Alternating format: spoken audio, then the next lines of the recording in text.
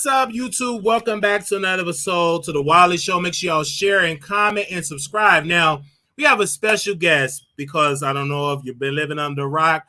The Supreme Court, for a 6-3, the majority, they said, you can no longer, college and university can no longer use race as a factor to admit a student. So now we have Mr. Booker, a graduate of HBCU. Oh, okay. Wait, you mute your mic because your mic is muted. Yeah, I'm a graduate of two HBCUs. Get it right. Two HBCUs. So first of all, let everybody know which school you graduated from and where did you major in your degree. That's right. I am a graduate of Alcorn State University in Mississippi. That's Alcorn, always Alcorn. I majored in English Lit there. And I'm also a graduate of North Carolina Central University in Durham, North Carolina, where I majored in history. Yes, sir. So we going on a history lesson. So he majored in this. So if I F it up, you school me, brother. But a 6-3 majority, and everybody is at Clarence Thomas, and they was like, and they looked at the history of this man. But before we get into that, this is going to hurt a lot of Black and brown students. And you were saying about HBCUs, it's going to be an influx of more students. If they don't get accepted at a PWI, they're going to pick HBCUs. I was talking to some people there. They were saying, well, HBCUs don't have the infrastructure to get more students at the universities because of lack of resources, a lack of resources from federal government, a lack of resources from their graduates. They're not donating like they're supposed to, but they will come back and they will go to homecoming, but they won't write a check. So are you shocked about this? I think these are a number of different issues that some are related, some not so much. But I think in the middle of it is just about anti-Blackness, right? If we could just agree on that this was a decision that was purely about anti-Blackness. And what they did was they packaged it in anti-Blackness because they knew that would maybe sell to the masses to get what it is that the conservatives are trying to do on that court, that the 6 conservatives did on the court, right? And so what I think that they did was historically ignore what it means to be race conscious about education, and not just K-12 education. We're talking about colleges and universities. They have made us try to believe that there was ever a point in American history or contemporary American society that colleges and universities are spaces that people aren't thinking about race, right? And so specifically, they're thinking about who do we want to enter into this institution? And even more precisely, they're thinking about the most elite institutions, right? Because as you see, they've given us Harvard and UNC Chapel Hill as examples, one of the more elite private institutions and Ivy League institutions, and the oldest collegiate institution in the nation, and then the oldest public university in the nation, or people would say arguably one of them, but I think it was, right? And so what you see is them using 2 very old and prestigious institutions to make these claims. But what's more important is what you don't see here. And that is the way it's impacting all universities, right? And how they're going to look at this decision, and how folks who just want to go to college will be impacted. And so what I see is a way for the court system to say, you do not have to consider or feel obligated to consider what has happened racially in America when you're considering who to admit into these most elite spaces that we know have been spaces that have historically rejected people who are not white, right? That's exactly what's happening here. And you see our Justice Ketanji Brown Jackson, you see her arguing back saying, this is egregious and we cannot be serious to say that, this is not happening. And I would have to agree with her because just this week we saw, or last week, right? we saw an example of in Alabama, right? And this is not higher ed, it's just voters, right? Where in Alabama, the same court told Americans that, Alabama was being unfairly racist toward black voters in Alabama, right? So what if you take that into consideration and you look at what's happened today, you would say that if I was a black voter who the Supreme Court just said that this was racist, right? If I apply to Harvard or the University of North Carolina, Chapel Hill, then they can't consider the fact that, it was racist that people weren't letting me vote, right? But we can consider that when it comes to voting, not when it comes to college, right? And that doesn't really make any sense, because what you would have to do is to think about why on one hand it makes sense that racism is illegal and you're thinking about race when it comes to voting, but not when it comes to higher education. And we know that higher education was one of the key places that racism happened. We're looking at Brown versus Board of Education, where you had students, getting harassed and hurt, for trying to go to schools or colleges, right? And we know that that was one of the biggest issues. But even if you go back farther in history, right, and think about like right after enslavement and when people are freed, or when folks are getting rights because of Reconstruction, right? 14, 15, 13, 14, 15 amendments. You see people wanting to go to school then, right? And so it's been this long trajectory of when black folks want to be treated equally, they also want to go and be treated well at school equally. And what I think this Supreme Court decision is saying is we don't have to think about that history, and moving forward, just pretend like that didn't happen. And so that's how I see it happening. And Clarence Thomas is saying that, stop thinking that you should use race as a factor, because you don't have to use that anymore.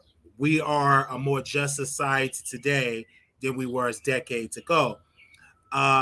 Me personally, let's be clear, be honest here. Most people that benefited from affirmative action, correct me if I'm wrong, is white women. Mm-hmm. Let's be clear. Most people that benefited from the Civil Rights Act were white women, because it was a time where they weren't permitted because they were a woman. So they benefited off the Civil Rights Act.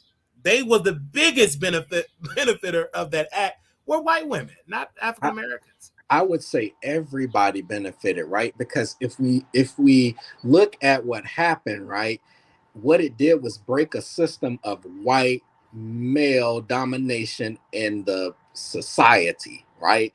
Where you had only white men sitting on juries, only white men running colleges, only white men as governor, only white men as senator, right?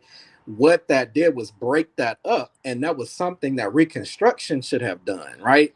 It was for the first time you saw not just white men. Now all of a sudden black men are there making decisions about laws and society and government and schools and hospitals and every work, right? And that stopped. And so what I think we forget is that there used to be a point in time where white men just didn't run everything. And we think about the civil rights era as this time where it was so white, but we don't think about it wasn't always like that. And we think that because time has progressed, that things have gotten better for black people.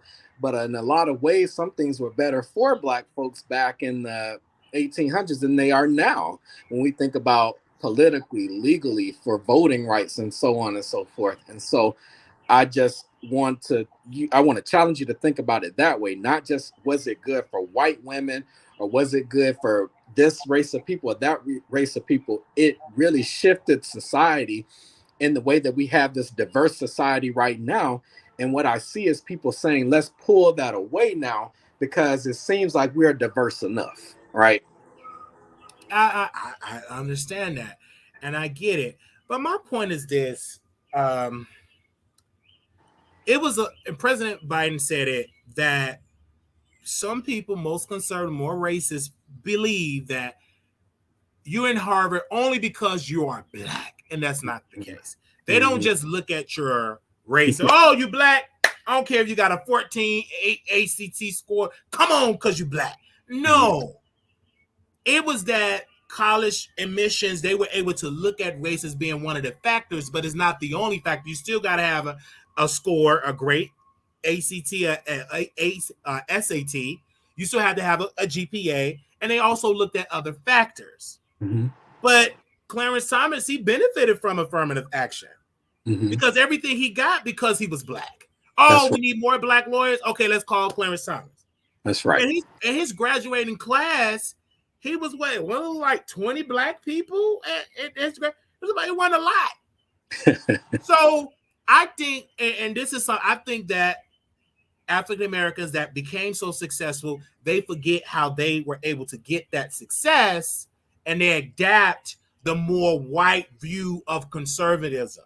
And also, he married a white woman. So being with this white woman, touching her, being inside her, you adapt. They don't need all that. Yeah, race. We change America. Oh, but just because you busted in this woman, no, this world is not that. But one law he have not challenged, I don't think he would. Loving. Is that love? Yeah, Loving versus Virginia. But see, that's a race conscious decision, right? Yes. Think about how many race conscious decisions. So I'll give you an example of like what I mean by race conscious decisions. So in Mississippi, I'll give you an example. In Mississippi, the 3 HBCUs that are public HBCUs there, which are Alcorn State University, my alma mater, Jackson State University, the second one, and then the third one, Mississippi Valley State University, they got together and sued the state of Mississippi and kind of brought a really good case that the state had not been funding them equally. And even though the three of them had their own different reasons and some common issues that they shared, what happened is the state ended up settling with them and making them get their funding tied to race conscious admission. So what they said was, you have to admit so many white people or non-black people into the institution to where the number will hit like 10%, right? And once it hits 10%, then you can get this equal money, or the money that you've been fighting for, right? And that money wasn't equitable, but the money was like supposed to be an agreement, between the state and the institutions. So that was a race conscious decision. And now with the way that the Supreme Court decision has been made, then you can no longer do that, right? Because now you can't admit people based on race, right? And so what does that mean for that type of funding, or for decisions that have been made that way? What does that mean for them trying to continue to be a diverse institution, and they have like created a culture around diversity?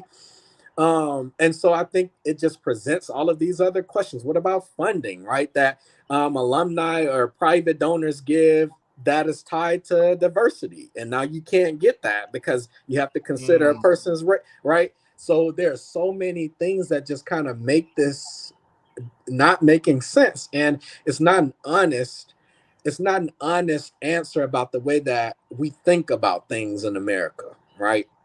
And so that's just another thing that I would add to that. All the things that you said. Yeah. I honestly, you may disagree, I blame President Obama. And let me tell you why. He should have told she just passed away about, what was that, a couple of years ago. She was in her 80s. It was Ginsburg. Yeah, she was sick. Ginsburg was sick, very sickly. He should have pretty much said, man, retire so I can fill that seat. Yeah, so I think a lot of people are making that argument, but something that people forgot that happened in 2013. Remember when Mitch McConnell and them got rid of that filibuster? So what was happening was, now you need 50 because that's what the Republicans changed the rules to do, right? When Obama was in his second term, what they did was stop you from being able to get 60, right? When they were in control. And so they made it to where the threshold was lower, so that all you needed was 50. But before that, if she had retired, there was no guarantee, number one, that he would have gotten the 60 votes that he needed, right? Because the threshold was higher. But then even when they lost, let's say when he continued to be president and they lost control, didn't mean that he was going to get the votes that he needed to get someone to replace her. And we learned that lesson because what happened? She passed away, and then he wouldn't let someone go in and replace her, right? And so they held it for Trump to get in, and then all of a sudden, yeah, you can go ahead and replace someone. And not only that, within months of him ending his term, they push Amy Coney Barrett through within a month, right? And so, yeah, so I don't think people really are looking. They're not looking at the. And then a lot of people, even Roland Martin said it, and other people say, well, President Obama, he failed to nominate a black woman. Yeah, so I could give you that he did not nominate a black woman, and that would have been a nice thing to see, especially given that, you know, how black women are the pretty much becoming the rock of this party, you know, the Democratic Party. And so I think that was, you know, that's an honest critique that, you know, maybe it would have been great to have a judge that was a black woman from Obama. But also I'm looking at the legacy of what Obama, his entire staff has done. So Biden was his vice presidential pick, and then Biden picks Kamala Harris. And then because of that, then he's going to pick Ketanji Brown Jackson. So I see a lot of his picks, right, making sense later on. So maybe not directly he's doing it, but you could see that he made some great choices to get the things that we want. Now, the thing I love about the Republicans, they don't give a damn about they will change it. It's about power. Democrats, the procedure, you know, they can literally throw away the whole thing with the filibuster. Correct me if I'm wrong. Right. They can stop it today. Right. And I think a lot of it boils down to the way the parties are made up. Right. So when you look at the Democrats, it's more of a coalition of a bunch of different type of people. Right. So we have to do a little bit more compromising, talking, dialoguing to be able to figure out what we have in common and how we're going to get over our differences. With Republicans, is white people is the majority of the party, and maybe something like gender, right? That could come up for them because a lot of white women do vote Republican, but for the most part, it's white people who are agreeing that they want to keep people of color like not getting an advantage. Let's just say it like that, right? Absolutely. And so and sometimes they're just not educated about the fact that the things that are pushed to them are just not true, right? So like the propaganda around race with affirmative action, they would eat that up because in their mind they believe that black folks are getting an unfair advantage, or and it's just not true. So they you see people exploiting the masses in their party to think that everybody's against white people, or white people are not getting something because they're white, and that's just not what it is. Versus on the other side, we have a history that clearly shows in this country that things happen to people because they're not white, and then that's weaponized against us to say that we're a victim, we're acting like a victim. I want to ask you this because Nina Turner, you said this about Nina Turner. She said this, reminder, this is on Twitter. Mm-hmm. Democrats had a majority in the Senate, and it takes 50 votes to abolish the filibuster. The people standing in the way of expanding the court are Democrats, and the statements like the one below allow those Democrats cover. You said this to her, quote, lying. There are 48 Democrats and a Dem VP. Yep. So it's very slim because Kamala Harris is about to break the record of having the most tie-breaking votes ever in history. Yes, she is. Yes, she is. And you see how consequential she has been. But it shows you that we need to get to 50 for her to be consequential. And you see, even in the Democratic Party, people like Sinema, right? Yeah, Chuck, I know you was going to Sinema in Virginia. Exactly. But you got to understand where he's from. My bad. She is the senator from Arizona that is she went away from the Democratic Party and said, I'm going to be an independent now. which makes it as if she's not beholden to what the party's doing. So that lost one. And then Bernie, of course, is not a Democrat. He's an independent. So that's, excuse me, that's two. And then Manchin, you can never really count on You him to don't do know any. about him. Exactly. You never know. So that's three folks in the air that you can't really count on to be in line with what the party's going to do. So I could say that Joe still is a Democrat, right? That's what he says he is. Now, looking at his voting record, for the most part, Joe Manchin has been voting to get folks on that judge bench, right? So he voted for Ketanji Brown Jackson. So I think it's really important for us to remember, not that it's great that we do have 48 Democrats, but to remember that those independents don't have to vote with the Democrats, and even Democrats don't have to. And with the 48 that we do have, we have to have the two independents voting for us, and then still get Harris to vote in the favor, which he probably would do. And so that's the point that I was trying to bring out there, is that it's just not that there are 50 there waiting for her, because what it could make it seem like is that Kamala's not doing her job, and we know that's not the case. And I'm so glad you said it, because I've had a white liberal, and I'm saying it because he kept saying Kamala Harris not doing anything. And that's a bold-faced lie. Yeah, that's just a lie. That's a lie.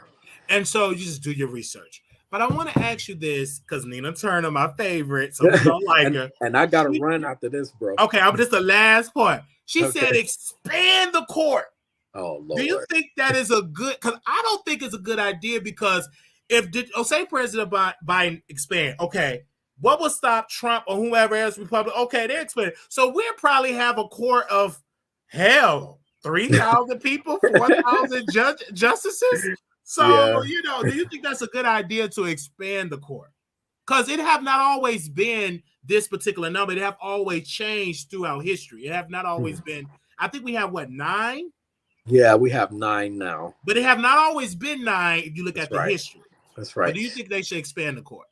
Well, I think that's a really good question. I really think it just kind of boils down to who's on the court. Because if you expand it and you're not able to get the people through, right, which is what one of her critiques is that, one of the critiques that we've had of her is that she's not telling the truth about the votes that are there, right? What makes you think that we're going to be able to get those folks on there? Or what makes you even think that we're going to get that vote passed, right? Right. So you gotta do so many things to get there. And I think it wouldn't be a bad idea if who you want is in power, right? But if, like you said, if the other party's coming in and stuffing the court with their folks, is not going to be so good for you. And so I think it's just kind of like a short-term, not really well thought out answer. But, it may not be bad in the short term, right? But in the long term, it could be. Yes, I agree. And like I said in my YouTube short, you guys that are listening to this is why voting is important about your senator and about the power that the Senate have. That's people just say president. The Senate is very powerful because they confirm the judges. I can, as the president, nominate all day, but the Senate said, hell no. It ain't going to happen. It ain't going. So y'all stay asleep because y'all say president, but who are you supporting for senator? That's right. So Republicans, they played it very smart. Yes, they played the long game, and Democrats is playing catch up. What we like to do is focus on president, right? I don't know what that is, but we kind of got this kind of theory that the head is the final say so, right? That's not how it works in government. And so they kind of share the governance, right? So you got the Supreme Court and the executive, Biden, and the legislature, right, working together to make the rules. And so then even in the legislature, you got different powers split up between the House and the Senate. And like you said, the Senate is going to confirm the final decision, right, of whether Biden's or whoever the president is, their senator gets in or out. And then another thing that people don't think about is that the House, which is the lower court, can pull them off, right? Or not even just pull them off, but can impeach them to be held in trial for the Senate again, right? The same body that would confirm you on could be the same one to pull you off, right? And so, yeah, just wanted to bring that point up too. I just want everybody to follow you on Twitter because I just ran across your Twitter because it went viral. Like everybody was retweeting you. I said, "Brother, you gotta come on the show, because we have to get educated people on that know the history, that can give their opinion about it, because they're talking about this all over. But a lot of African Americans will not be on these major networks, and they're not gonna give y'all time to really talk. So it's great that you came on. Do you have a podcast? If you don't, you need a podcast. I think I pretty much like this. I like to tweet. I like it like this. So you don't want to do host no show, no night. Yeah, but so if y'all want to follow me, it's at Tendentious G on Twitter, and it's Booker G Washington is what I go by on there. Yes. So I'm going to share your Twitter or actually on here right now, so they can follow you right now. So I'm about to drop it in the chat, you guys, so y'all can go follow Mr. Booker. Thank you so very much. And I got to get you back on because there's so much, because this is it's because also the student loan coming up, that decision is coming up. So I got to bring you back. Could be tomorrow. That's tomorrow, right? Could be tomorrow. So if it's tomorrow, I got to hit you. Hey, man, what you got to say? I want to hear your thoughts because, number one, I'm assuming that you probably have student loan debt. So I know you're going to be watching that decision on tomorrow. I think everybody's watching. I know I'm watching it right now because I would love to get $20,000, I believe, the maximum, because I qualified to get off. Everybody will love that, I think, if you're in debt. So I will definitely hit you up. Make sure you go follow him. I appreciate the platform, man, your platform, what you're doing, and I appreciate you inviting me. Yeah, thank you, sir. Thank you. All right, bye-bye. All right. So this was amazing getting him on. Make sure y'all go follow him on Twitter, Mr. Booker on Twitter. But hey, he said what he had to say. You won't feel the effects of this until years to come. That's why voting is so important.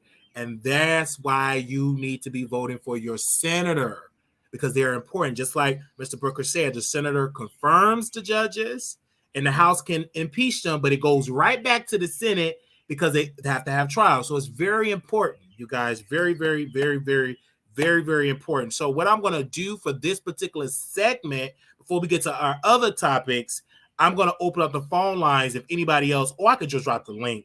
If anybody else want to come on to speak about affirmative action, do you think it was a good thing? Do you think it was a bad thing? I understand, because I talked to my friend, he's a conservative. He said, Wiley, it's disrespectful to say that I'm black, that you just got to do it because of my skin color. We are a more just society today than we were back when our parents were born. I understand that. And also TYT, the young Turks, he came out, the owner of that product or the show or network, said he agreed with that decision. Okay? He agreed with that decision. All right. Do anybody want to say something? I want to forever hold your peace. You hit the link. All right. We're going to move on. We're going to move on. Forever hold your peace. I see y'all later here. Hey. Somebody said the best conversation I heard all day. You two need to pull a special together when it's time to vote. Yes. And I'm going to do a better job with the voting, with bringing candidates on to explain what their policy is and actually ask them questions, like host a virtual town hall so we can have that as well. So y'all can understand how important the Senate is. A lot of people don't know how important it is. It's very, very important. And the reason why I'm going to say this, Jessica, because I know you're saying next, this is why a lot of folks are shocked. Oh my God, this is going on, because we so embarrassed with being entertained that we forget that while we laughing and kikiing about Cardi B and JT throwing a phone at Uzi Vert, it is people actually doing something to take back our rights, to roll us back to the plantation. They want to roll us back picking cotton. They don't want us with no rights. So while we key, you see when JT threw that phone, I say, Nicki Minaj, they're actually rolling back rights. Oh, look at them black folk just laugh and entertain, and they taking your rights away. Okay? I'm just saying, I love to be entertained. Yes, baby, I will kiki with the best one. We were just kikiing on members only. I had to end it early just to come over here because this conversation is important. Because this is going to affect you and my nieces because they're going to be 18 one day and they're going to be trying to go to college. You understand what I'm saying? So that's how I look at it. And so even they got the decision with the student loan because y'all kept saying, Wiley, right? Where about the student loan cancellation? He lied. That's all bald-faced lie. It's being challenged in the Supreme Court. You hear me? Because you can't tell me how many people say, he lied. It was challenged. But the average person don't know that if a president put an executive order that they can get sued, it can get challenged. It is in the courts. You understand what I'm saying? So it's very, very important. And I'm not talking about you, for whomever. This is a very, very important conversation. I want to address this because people would say, and I want y'all to hear this, all you talk about is one person. We talk about this subject, and then the people with the criticism, they're not here for this conversation, nor they're not engaging about the conversation. I want you to know that. So when we talk about these other people that's on the docket, Armon Wiggins, who all do we have on the docket here today? Give me a second. I'm going to prove a point. When we talk about Armon Wiggins, Jason Lee, Nicki Minaj, and Jaguar Wright, a person going to see in the chat and they're going to say, all you talk about is Armon. All you talk about is Tasha. But they wasn't here in the beginning when we were talking about affirmative action. That does you hear what I'm saying? Because we about to roast and gag, of course. You know, I'm gonna make a do what it do. But it's gonna be a comment. All you talk about is Tasha K. All you talk about is Armon Wiggins. That's what they're gonna say. All you talk about is Jason. You're gonna say that. But you on here for this people didn't engage nowhere. Because you don't care nothing about it. All right. So we about to get into this docket. They say he's riding the American fastest. Yeah. Wiley Bods. Okay. I see y'all here. Yeah, they use foolishness as a distraction. Yes, they do. And I said, I can key, but I need to see what's going on. All right. And I'm going to talk about it anyway. On this show, we talk about whoever we want to talk about on this show. Guess what? Because I created it and I'm going to talk about it. If I didn't have it, I'll talk about it with myself and my baby dolls. So this is what we do over here. But we will always talk about politics because I love it. I'm going to continue to talk about it. I don't care if 3 people watching. I'm going to talk about it because I'm used to having 3 people watching me. I had it for years. Baby, 216, I done hit the lottery. Because I remember when it was only 3. Hell, take away the 3. That's on a good day. I remember it was just me on the line and the guest, if I have a guest. Most days on the show, it was just me talking. There was 0. I looked at the stat, 0. It was just me talking.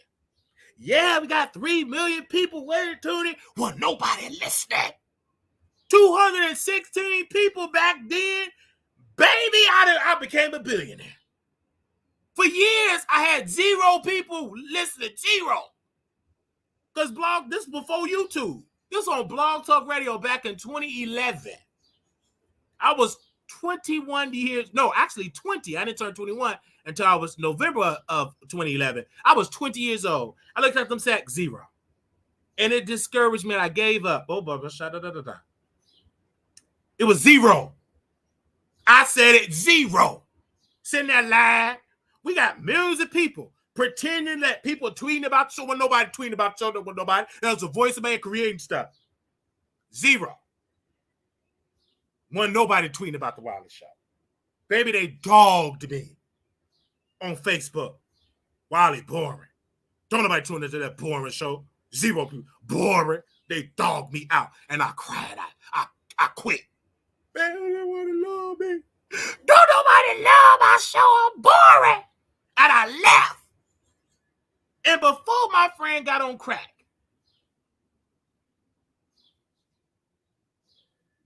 And before my friend got on crack, he said, you are talented. Just be consistent. And I was crying then, hurt. And I listened to that advice. I said, and it just clicked in my head. Because when you slow, it takes you a while to learn when you slow. I was a little slow. I was. It took me a little while to catch on. But when I caught on to it, I couldn't stop. I got addicted. And then people started to come. Then everything that Armon, everything, because Armon is in my head too, because we talked too, but this before Armon, everything that Jonathan said all came to pass. Because he's in my head too, because we talked too. He said, don't give up. I would give up. He would give up. Blah, blah, blah. We talk about that. And then when I started, I said, Jonathan was right. And so when he was on drugs, it was heavy. Jonathan was on drugs. I read his journal because he left his journal and his pipes at my old apartment. And that's why he can't come over. He would get high and leave his pipes and stuff. So when I was discarding of that drug stuff, I read his journal. And on one of the pages of his journal, he said, I am so happy and proud for my cousin Wiley for listening to my advice. I helped him, taught him about the gay community, and I'm so happy that he have an audience and that he finally listened to my advice.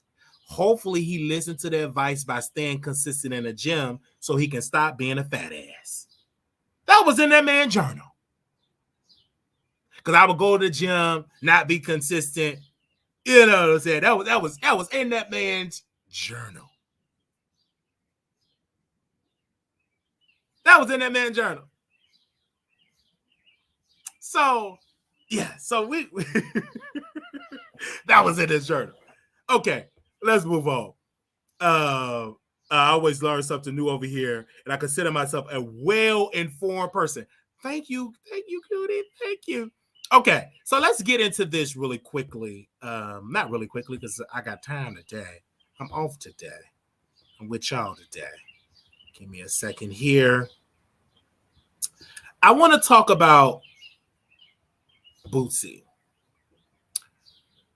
Bossie is what I call a man that always don't know how to distinguish the industry from street life.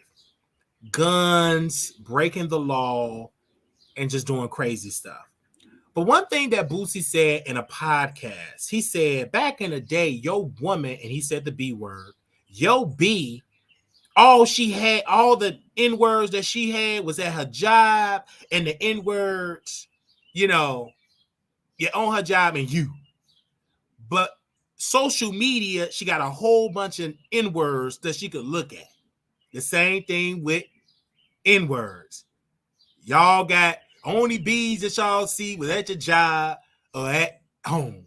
But now you got so much B's, a lot of B's that you can look at from social media to so many. And that's what he's talking about, how social media is bad.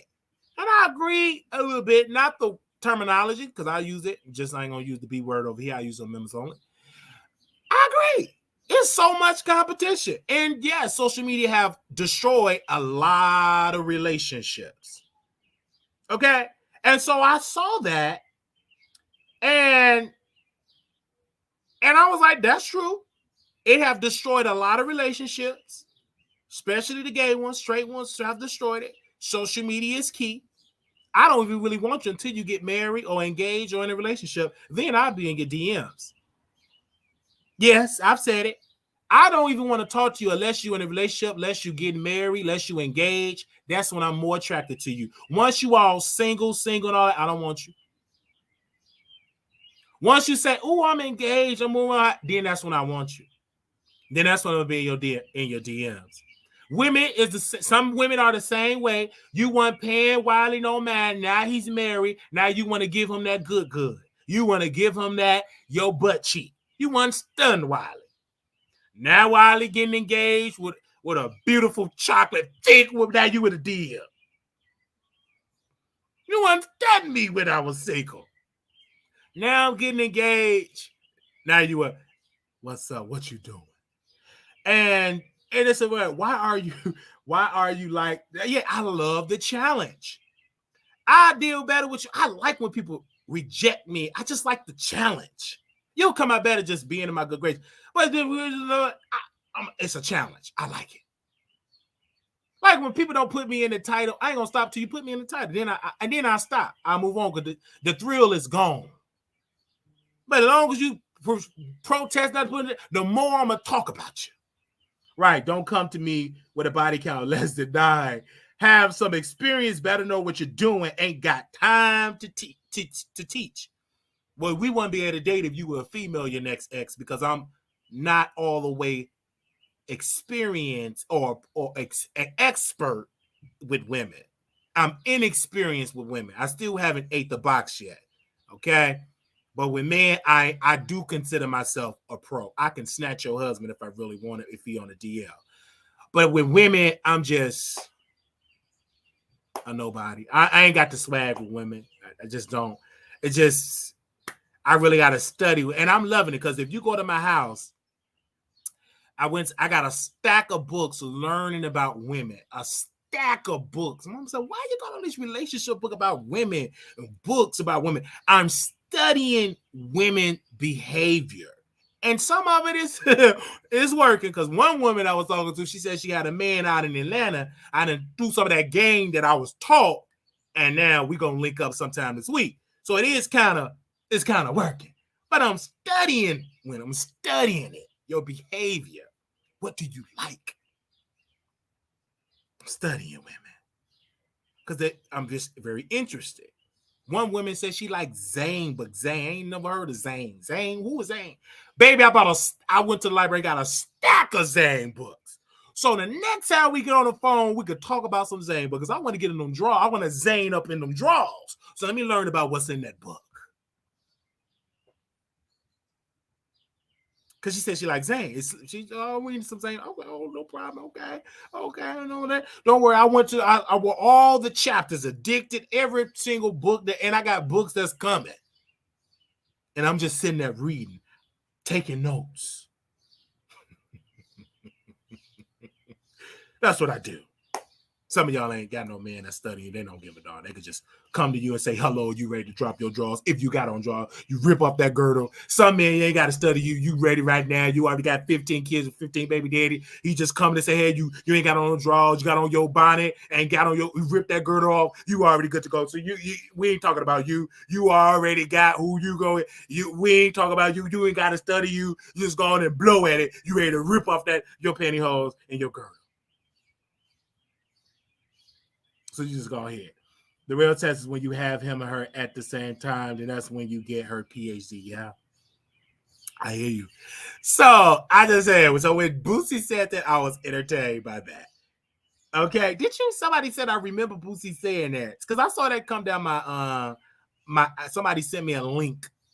They said, yes. Okay. Somebody said you a snake. Yes. Well, I am. A cockeyed one. A loose foot, slew foot snake. Yeah. If you want to call me that.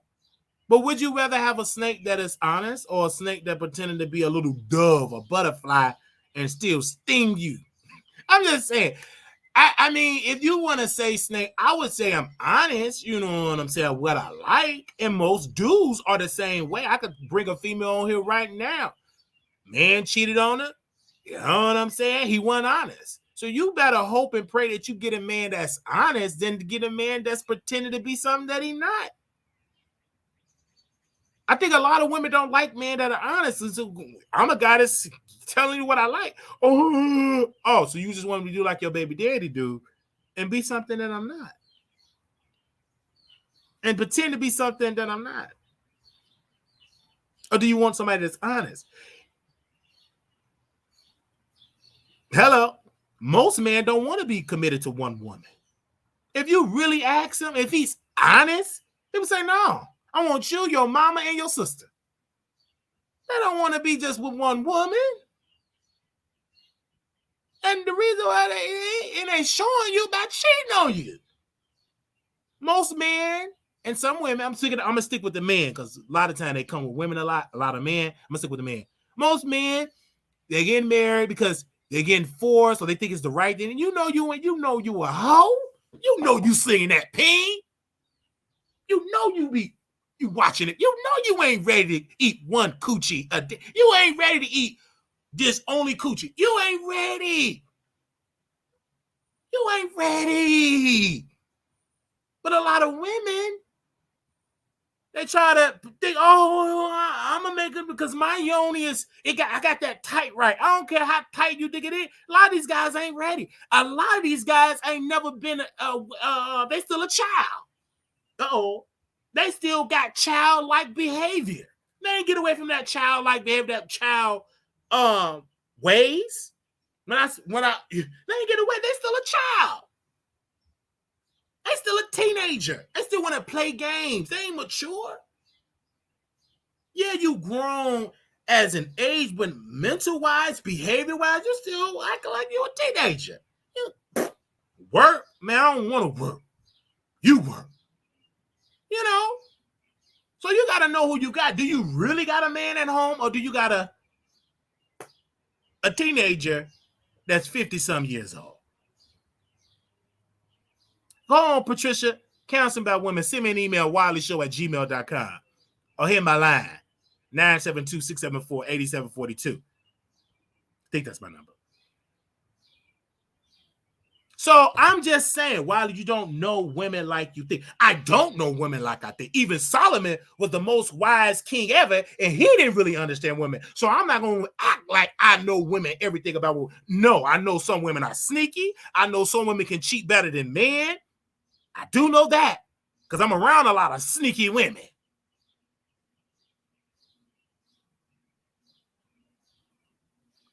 In my humble opinion, women know how to cheat better than men. They know how to hide it better. All the cheaters say, you're right. I believe that.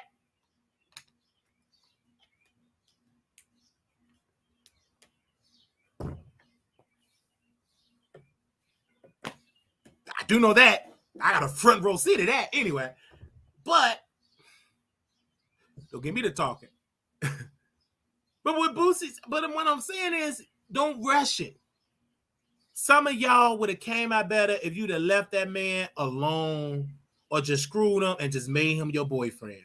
You messed up making that man a father and a husband.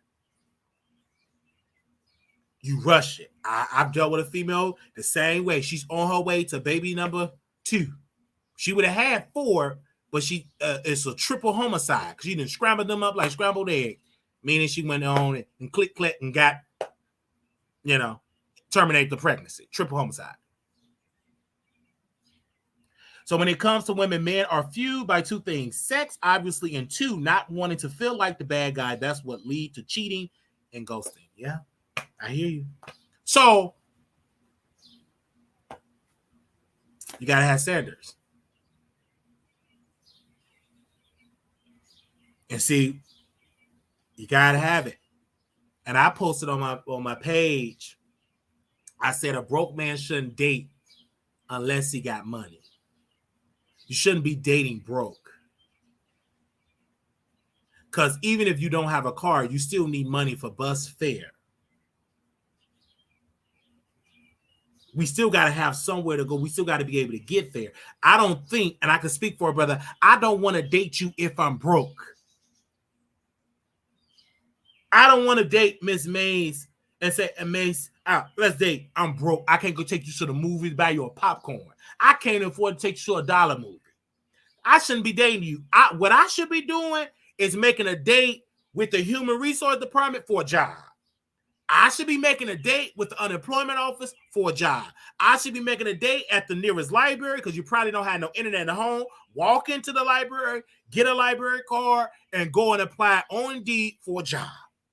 Then once you get some checks, once you get some money saved up, once you get an apartment in your name, you pay it, you know what I'm saying?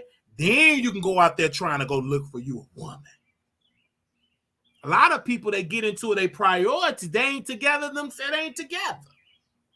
They ain't together. You ain't even working. You can't even focus on the higher, you ain't even got the basic, a job, an income. an income. That's just the basics. That's like the ABCs. You don't even have an income.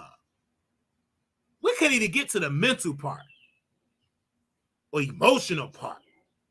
But you don't even have an income.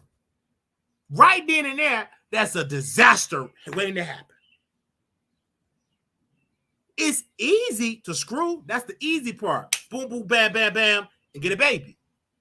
But you don't have an income. How are you going to provide? In order to get married, you have to have money. You have to have an income to sustain your household. I don't care what you're talking about. Every time she get pregnant, that's more bills. And if you honest with the government, they ain't give you all that government services if it's a man in that house. Unless you lying and saying that's your uncle or brother.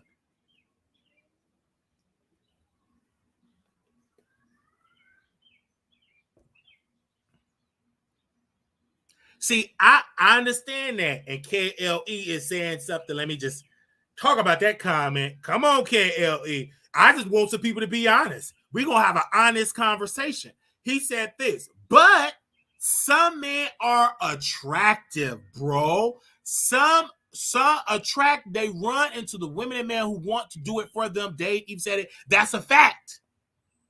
That is a fact. Baby, that is real. They will drop them draws and pay all this because he look good. And so many people, but I'm real. I'm real. But if I had a certain look, like some of these people got a certain look, I'd be running women. They be paying all my bills. Looking like, what was the guy name? Name somebody that's attractive. Everybody's different. YK Osiris, I'd be running women. With men that I've seen that look like YK Osiris, ran women. They paid all their bills. Women would fight over men like YK Osiris that look like him. Or they look like Michael B. Jordan. Or the baby. Oh man. He wouldn't have to work. You got 15 baby mamas, one paying your cell phone bill, one paying your bills, everything. It was a guy, it was a housekeeper at a job that I used to work for many, many moons ago. She would work and give her entire check to the cook at the place because he looked good and had a big pay.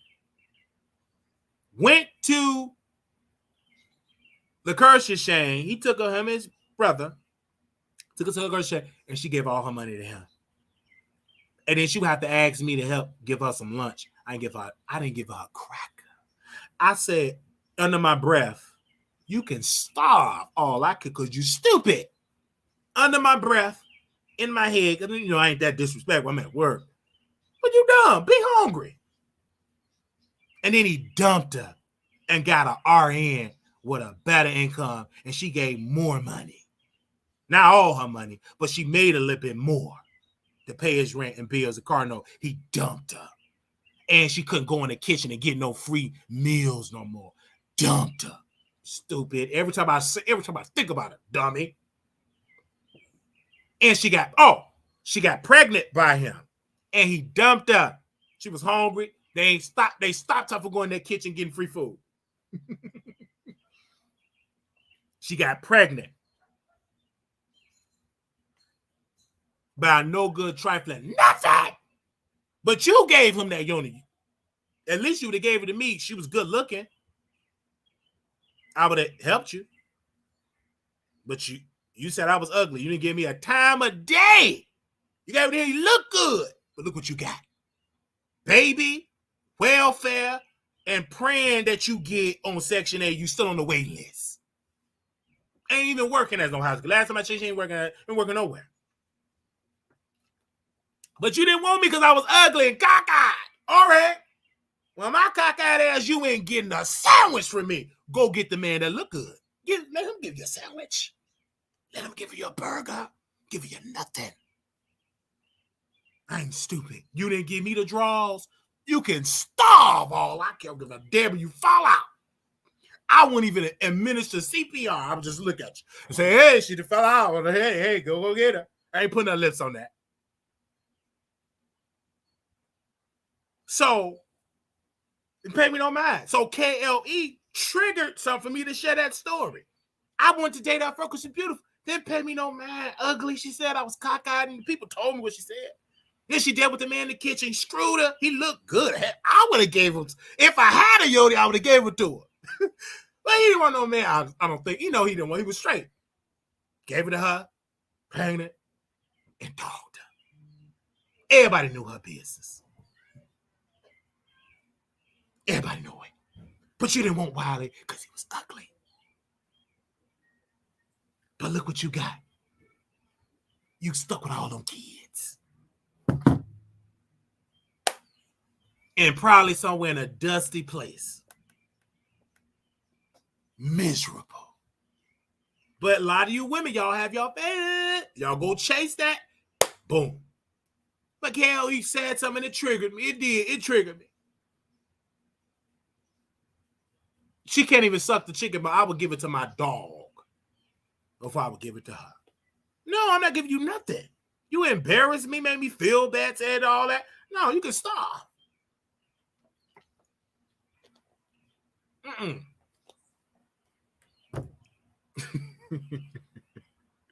You was looking at the looks, and you didn't look at the character of the man. Man, and look what you had. But Kel, thank you for sharing that. I got a little story time. You can stop. And I dodged a bullet. Yes, I've dodged a bullet because I know I'm a great guy. I dodged a bullet, and I thank God. Hey, I'm glad I got the little cockeyed thing because that'll let me know if you sincere. You know what I'm saying? Because I'm cockeyed and got a lot of money. I know I'm gonna get a lot of money, and y'all gonna see this. Women that never paid me no mind. My social media presence is gonna change once big money comes. They pay me no mind. Don't even send me a heart. Not even a moon or a sun or a hello or a like. Once the $452 million come, I'm worth over $400 million and grossing $900,000 a month, then you would pay me some mind. I still got the same cockeye. The difference is my bank account is different. You still gonna let me screw you, but you'll take it now because of the money. And I can't wait for that day to happen. And I can't wait for that day to happen. That's why I'm working so hard just for that day. I ain't gonna know I really made it until I really want to screw the woman that in my dreams I only fantasize of screwing. That goes for men and women.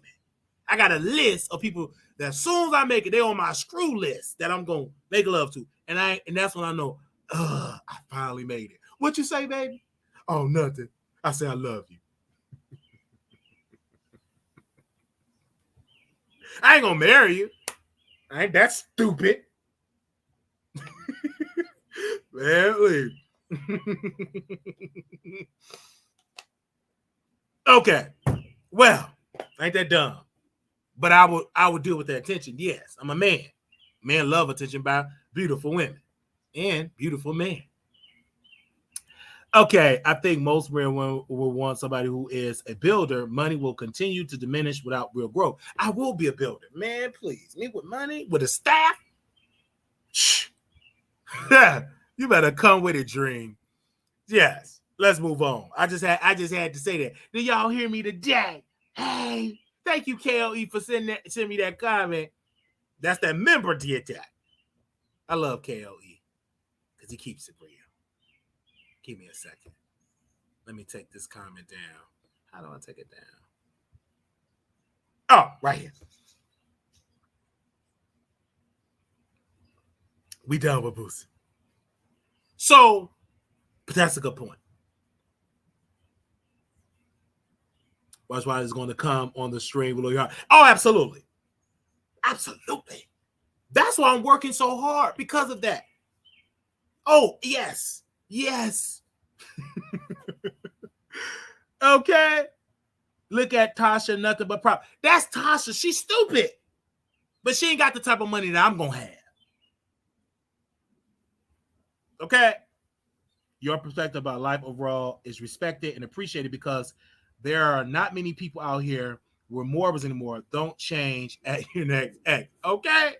And a lot of women, and let me take Boost, I could leave them up here. They don't really want a man with morals like that.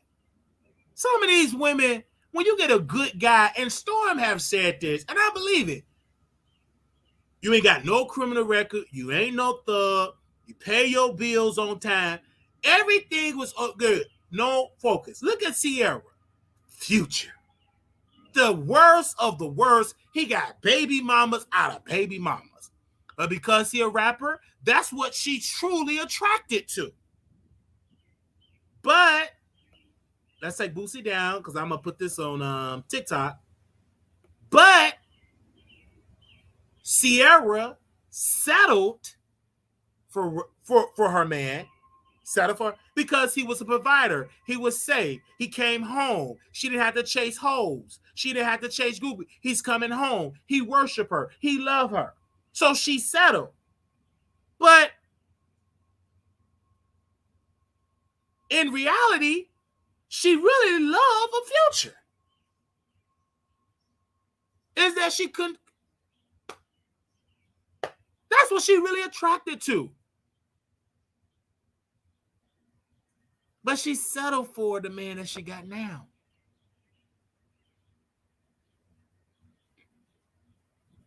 Look at Nicki. Out of all the men that Nicki could have picked, she picked a man that's on the ankle bracelet, criminal record, and he's on a list that he on a whole list, meaning that if a crime happened with a minor or an elderly person or a minor, they're going to be knocking at her door first. Why? Because he on the list. Let a crime happen in that block. Somebody get their cookie snatched. The prime suspect on that block, Mr. Kenneth Petty, going to be the... Where were you at, sir? Around 9:30 p.m. Oh, he was... Oh, wait a minute, man. Let him speak. That's Nicki. Where were you at, sir, at 9:30 p.m.? So, I'm just keeping it. She picked the worst of the worst.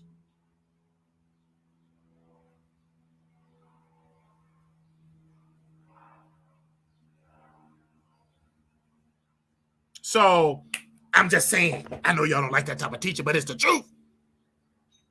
All these great, powerful executives or computer scientists, doctors, lawyers. I'm talking about she could have got the prime, the best that black man could offer. She picked the worst of the worst. He's on a list. So everywhere she moved in America, he can't even move to America unless he get permission because he's on the list.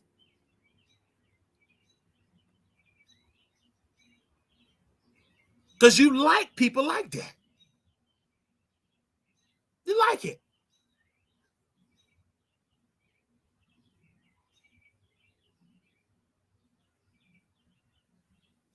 You fell in love with that.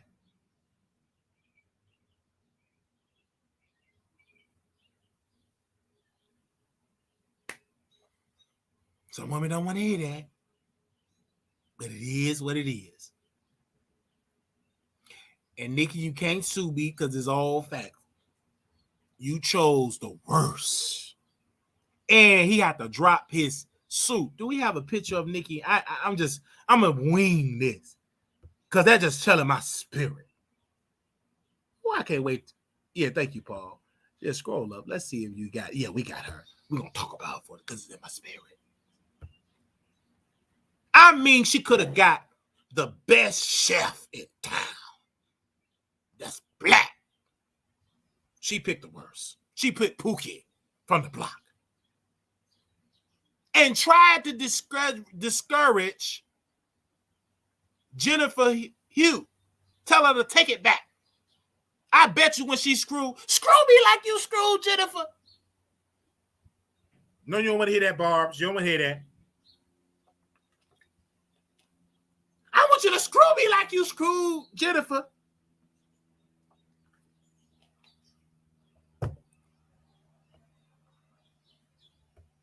All right, I'm just saying because we got Nicki in the title.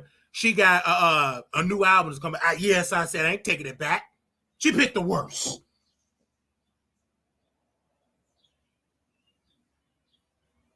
Screw me like you screwed Jennifer. Army, army, army. That's exactly what she said in that bedroom. That's a turn on for her. Her brother is sick. He in prison for touching a minor. Who don't like this type of teaching? Mm-hmm. They don't like that type of teaching. You better watch what you brother in jail for doing something. Her husband went to prison for touching and she just right there, just a smile. Something wrong with that. I mean, y'all gotta wake up. Ain't nowhere in the world. All these criminals, and you just in there cheesing.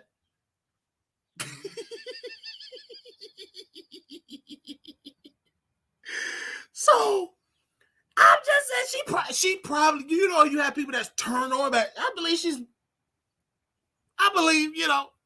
she's intrigued.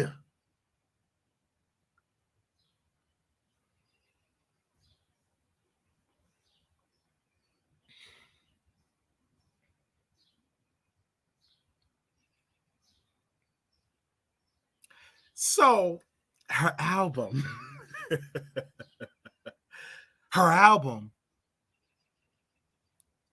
is coming out in November. I believe that Nicki is waiting for Cardi and Cardi is waiting for Nicki. I don't think Nicki even had her project finished. Nicki is just rushing. So she's waiting for Cardi and Cardi waiting for Nicki. Cardi, and I love you, but Cardi told her people, Barty Gang, and I know y'all gonna drag me in a group chat. Don't delete me because it's a lit group chat. Oh, Barty Gang, if the song go top 10 on number 1, I'm going to release a new record. Them Barty Gang still waiting on a new record. You too busy arguing with Tosh where that new record at. But I believe y'all waiting on each other. Nicki, you ain't ready. Oh, what's up, Bars? Let me read that tweet that you wrote. Give me a sec. Let me read that tweet. Because Cardi B is coming out in the fall. Because, they get, a lot of us don't know what goes on behind the scenes. We get it when it goes public, but a little birdie told me Cardi have already shopped around that her album is going to be coming out sometime in the fall of this year. But this is what she said. She said, "Dear Barbs, I've been trying to find the right time to tell you this for a few days. Due to some really exciting news that I'll share with you guys at a later time, I've shifted the album date just a tad bit. Trust me, it'll be well worth the wait. But since I am shifting the date just a tad, I'd like to give you a tiny sip of some more album tea so that I don't have to get cussed out. So here it goes. My new album will be released November 11, 2023. And she shall be called Pink Friday 2. I love you guys so much. I'm so grateful for the year of support. Love you guys have given me. Okay. That's what she said. Read it how she wrote it. At times, maybe I didn't even deserve all that you have poured into me. Nevertheless, you will. Love, period. This, period. Album, period. I will give tour details closer to that time. But obviously, the tour will start around the first quarter of 2024. I also share the real album cover at a later date. Either Cardi going to drop in the fall or the first quarter of 2024. Cardi is somewhere in the world with this announcement. because that's what she's competing with. She's competing with Cardi. She said she's going on tour in 2024. Okay, that's what she said, and we posted on wileythetroll.com. I believe we posted that. And my birthday is November 11th. So on my birthday, I want y'all to buy me Nicki Minaj album. I want the CD and the vinyl, and I want a ticket, first class, front row seat. So I want to be able to smell the scent of her breath. That's how close I want to be. Front row seat of her show. Nicki probably going to have Ice Spice tour with her, probably so. That's gonna be a boring tour because Ice Spice is trash. Ooh, she can't perform. They said, let me see what y'all saying. Nicki live. Nicki. Okay, no. Somebody press.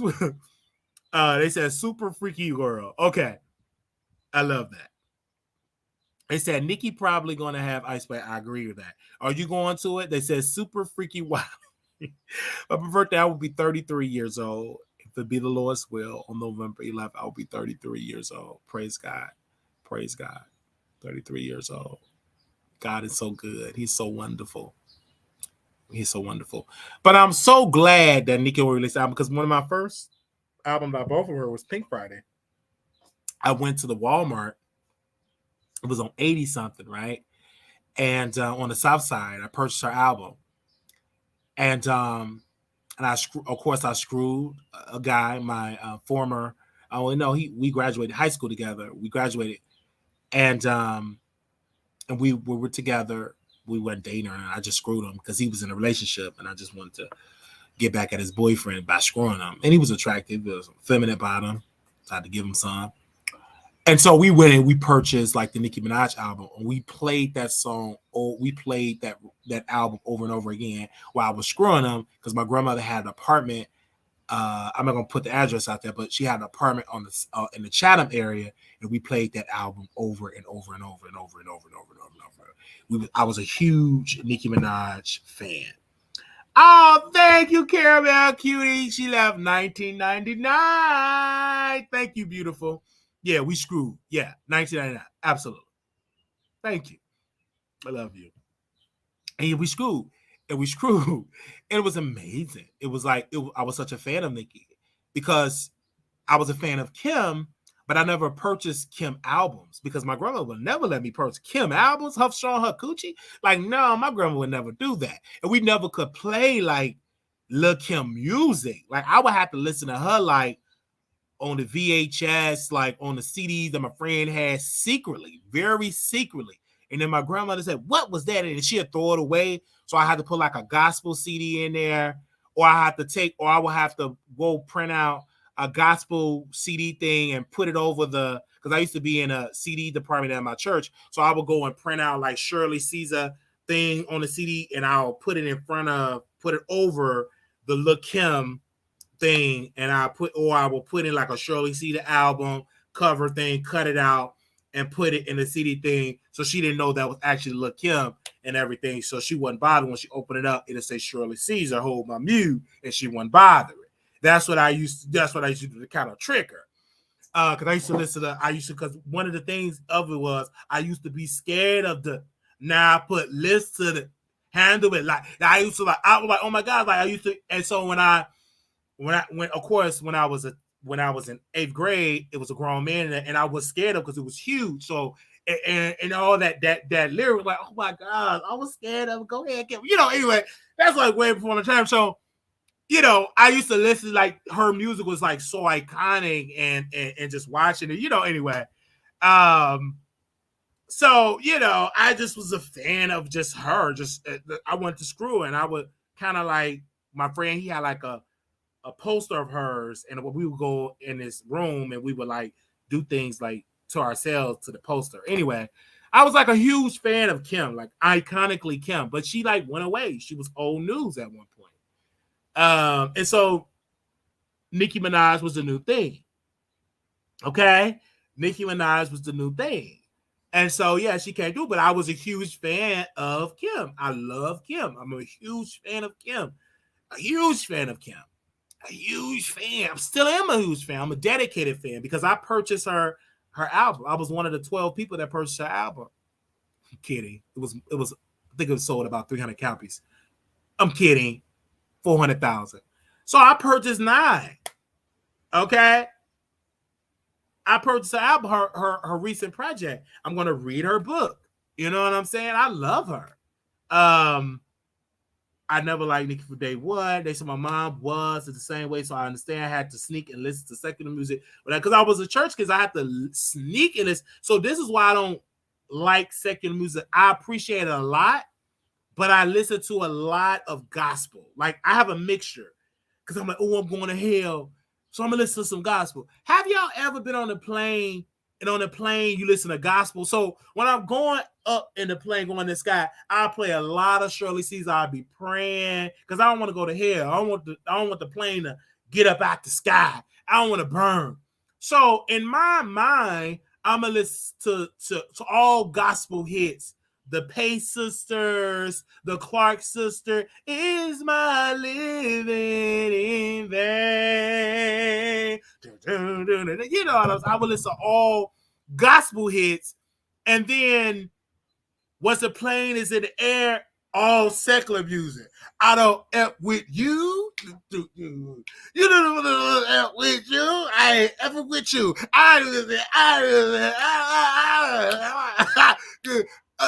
Do anything to do. I'll be in that rabbit and deal with that turbulence. I love the Lord. He heard my cry.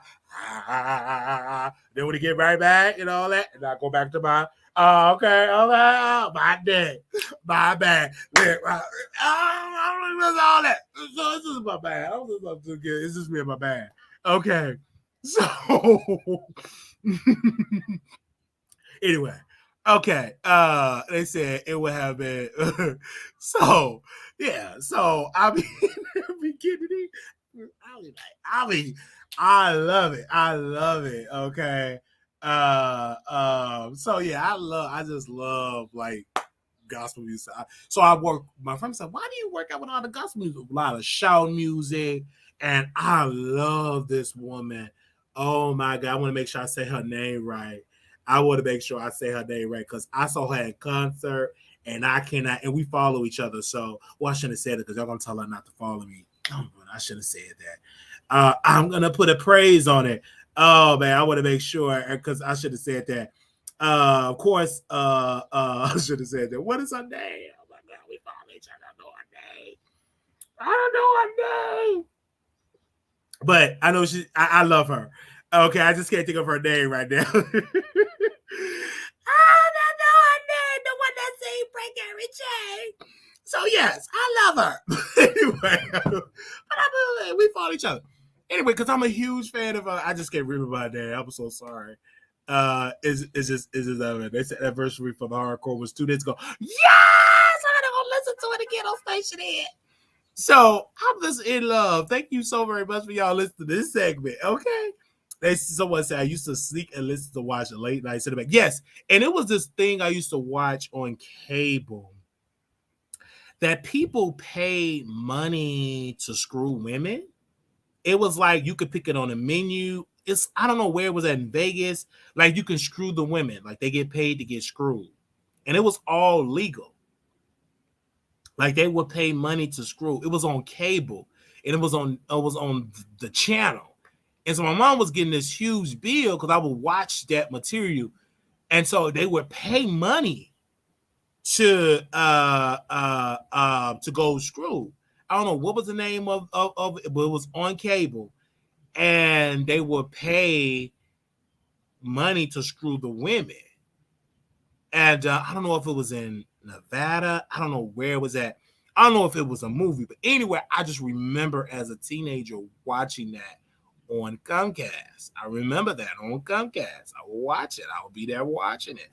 And so I was definitely there watching it. And then I would never forget when my mom used to watch. She used to tell us to close our eyes. It was this movie. I think it was Fatal Attraction. I forgot the name of it. But she was live in the suburbs. She lived in the suburbs, and so she was supposed to go get a gift, and she got caught in a storm, and she fell down, and she went to the guy who was a book dealer, and then they started screwing. So all on the nasty part, my mom would tell her to close out, but this particular, I didn't close my eyes. I was looking through I was looking. And so I always remember that movie, and so I would just watch those particular scenes over and over and over and over and over and over and over, that entire movie. And then once I got older, I still, like, if I really want to just release myself, I would watch those scenes of she getting screwed, and then when she got screwed in the staircase. It was amazing. Like, it was amazing. I don't know what was the name of it, because I know the husband, he deleted the guy, but in the movie, I forgot the name of the movie, but it was incredible. Okay. Oh, Real Sex was a good show. Yeah, okay, Real Sex. Okay, that's what it was. Okay. Yes. And so that was a movie that I watched. And so that's why I watch those type of films to this day. That's why Mom said, why do you read all those type of books about? I do. That's what I mean. I love it. I love to read it. So no, my mom didn't allow. My mom, she would let us watch those movies, but when it would get to the nasty part, she would try to close her eyes. But one day I didn't, and so you know what I'm saying. So when she would go to work, when she would be whatever she's at, I would get the DVD or the VHS or whatever it was at that time. I would watch it over and over and over and over and over and over and over and over and over again. So when me and the next door neighbor, we were, and I wanted him to screw me like. He got screwed. Oh my gosh! Oh yes. I was a heathen. They said I was a heathen. Yeah, was good. Yes. Okay, so y'all know what I'm talking about. So that's what the stuff I used to watch. They said the Bunny Ranch and Las Vegas. Okay, that's what I used to watch back in the day. Yes. Okay. All right. Let's move on. I used to watch that back in the day, and so yeah, I used to watch it. Absolutely. Just like, okay, because people always like, what adult films do you like to watch? For me, for the fantasy part, no more, please. I wonder if they still have Bunny Ranch. So, as I said, no more. This is the last part. So for me, I don't care if you say no more, please. Yeah, you can get some more. So for me, I like to watch shows. That always have sex scenes. I'm addicted to sex scenes, like in shows. So, like, one of my favorite in P Valley. So this is my favorite, and I'm done. I may be done, but I'm not. I don't know. So in P Valley, Autumn, the stripper, she got the black guy. So first time the black guy and all of that type of stuff. And I'm like, okay, I see this part. I was like, this like little like the show, and I'm really into the show. And so in the scene, she was like giving him like a lap dance or whatever. And it was really, and her phone, his phone ring. He was like, no, answer. It's the answer. And it was his wife. He's like, where are you at? I'm watching the game. I'm at the bar. So I'm here now. You're not here. And then he came, boom, boom. And so he was still like ready to get it in. So it's like, where was you at? And he screwed her in the hotel room. I cannot tell you how many times I watched that scene over and over. And see, with those type of shows, they will cut it and post it on the sites. And I will watch that scene over and over and over and over and over and over and over and over and over. And another thing that I like to watch, when Mercedes, like the Mercedes experience, like when she was getting it with the woman, that's my favorite part of that. And I would watch that shit over and over and over and over. All the power scenes, I will watch all the power scenes over and over and over and over and over. Jennifer Lopez, she did a movie. She got a scene with the younger neighbor, you know. I watched that scene over and over and over and over. Wesley Snipes, you know what I'm saying? What was that? That scene with the white woman he screwed up on Xerox machine, the copy machine. I watch that scene over and over and over and over and over. So I love it. And so the reason why I tell like my OnlyFans friends that do OnlyFans, I said, y'all need to let me produce and direct because I like storylines with the material. Like I don't just like the boom boom. I like a story. I like storytelling in it. Not too much, not a 3 hour, but I like some story time with it. That's for me. You know what I'm saying? So that's why I kind of like, I ain't gonna say that man's business, but that's why I like Rico Pure and his man Fame or something like that. They had like storylines. They broke up, but I like the storylines in it, honestly. So yeah. All right. So I remember the first time I was called down.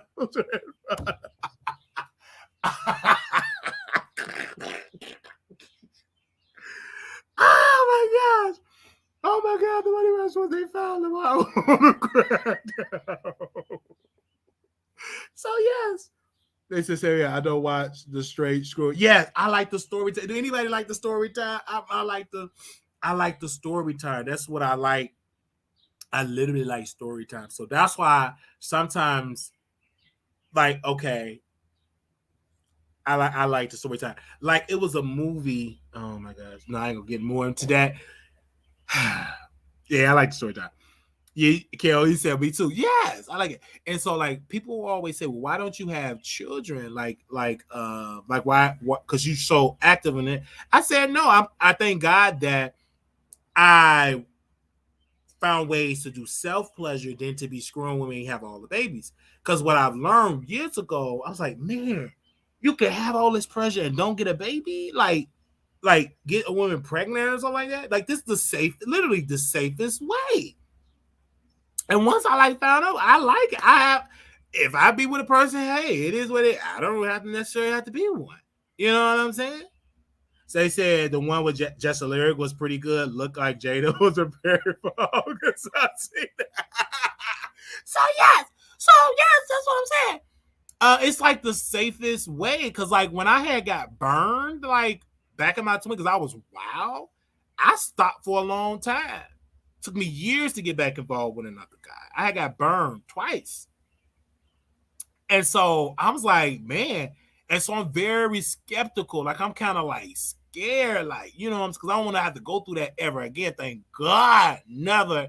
That was when I was like 21, 22. Thank God that never happened. So I'm very skeptical, you know what I'm saying? Because self-pleasure is key. Like once I learn about my body, I'm like, I'm good with it. Like if I have somebody, it's great. If I don't, I don't. Man, you know, different. Oh, I hate the music doing this. Like, oh, don't play no music. Like it did. No music. I hate the music at all. Like when I watch like older like films that was made like in the 80s and like some of the material, some of the videos I like The Coach and all that. I like some of the videos like older, like when it made older. But I don't like the music, so I mute it. They burn emotional away. Oh, no, like an STI, not burn emotional like an STI. It was like STI. And so it was like I was like 21, 22 years old. It was like I remember it was in my early 20s. And so I was like so fearful of it, you know, of going through that. No, I'm with you, Wiley. Sometimes you be ready to watch a flick and the story's but so good, you're just sitting through no clothes or really into the film. Yes. So that's how I am. So that's how I am into it. So absolutely. And yeah, absolutely. But what I've learned that because I watched it a lot. When I dealt with a partner with another human being, I really didn't bust, if that makes sense. So I had to stop because I wanted the experience to be what was on camera. You understand what I'm saying? You know, I wanted the experience to be what I in camera. Like it's a fantasy and everything. And then when I'm screwing the person, I'm not thinking about them. I'm thinking about my favorite actor in a movie or like Brandon Carson. I'm saying names. Ooh, child, they're going to Google these people. I'm like Brandon Carson, like Fame, the Baby. That's why I have to have like the Baby music. Even though I'm screwing you as a man, I'm really thinking about the Baby. I'm thinking about the rap of the Baby. I just so that's why I had to like kind of stop because and so I had to take long breaks. It's not that it's like long breaks. So I had to take long breaks. So when I'm here, my mom's house, I know I can't do it. So it's like a long break. I take long hiatus. But as you notice, when I get back to Texas, I really want to go live. I really want to hit the live because I'm making up for all the days I didn't get it in. I'm making up for all the days. So now when I go back in July, baby, you may not say me. Wiley is always at the point just giving it a few months and nobody has to interact with anybody. Okay? So you may not say that. Cause it's so, and I already got like the schedule of the people that I want to get it in with. So I'm gonna make up because I'm full of whatever energy. And so I'm gonna be getting it in. So I may not, you getting a lot of live now because I have a lot of energy. But if I was in text, I have a lot of distractions in text. A lot of it. I mean, I have distractions at my door. You go ahead. Mm-hmm. I have distractions at my door. So waiting for me to come. And it's like, because I don't want you to like call me. It's like a fantasy. You just show up. I have them trained, my fantasies. So you just show up and everything. They say, hey, so yeah. So that's what I'm trying to get as much content in there. So when I go there, and then I come back to Chicago and come back right back and do my content. Okay. Is that yeah. And it's a good thing. But I stop and it's wonderful. It's like literally wonderful. Like stopping and then doing it. It's amazing. It is amazing. Okay. Hey Terry. I see Dream. I see Mason Marvel Show. I see you. Hey. I see your next exit. Who else in the member? Denise, I see here. Hey, members. Y'all missed the members only live that we had. Hey, Crystal. Hey, Denise. We had an amazing members. Oh, yeah. Wiley would be drained and take, yes, I'm going to be drained. So that's how that goes and stuff like that. I remember those days having starting lineup Monday. Yes. I already have a lot of distractions. And I have a lot of movie tickets stacked up. So how my role is, let's go to the movies. Let's go out for drinks. I know people that got relationship problems. I know people that is homeless. I know people need a meal. I have all that, and I use that to my advantage. I do. I got about 13 or 14 movie tickets saved, like that free movie tickets. I have that. So I'm just gonna be, you know what I'm saying? Okay. No, I drink. You said, do I have a white? I don't know what that means. I don't drink. Bubble water, baby.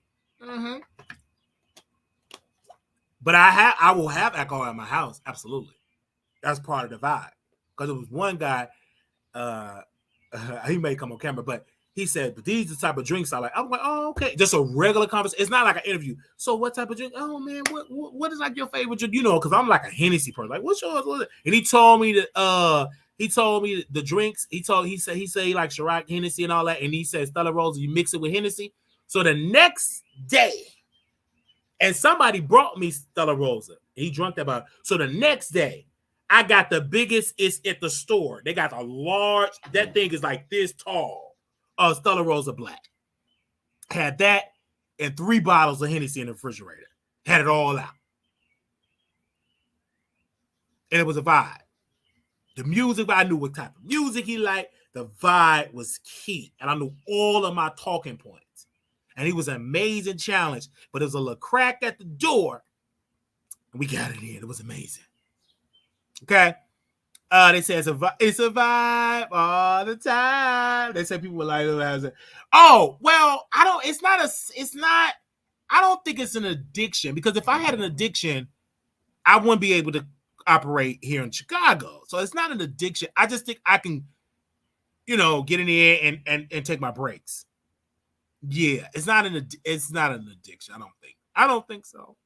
What do y'all think? I'll talk to a therapist. All right, we gonna go to the other topic.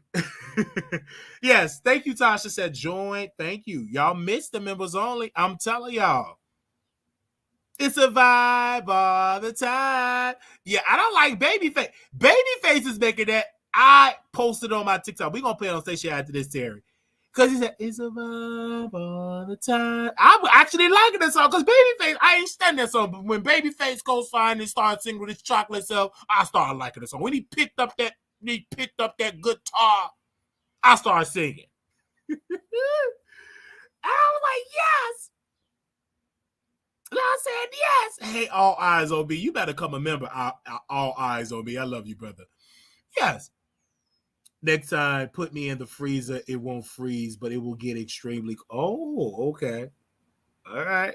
So I just had to share my business, and y'all don't like it.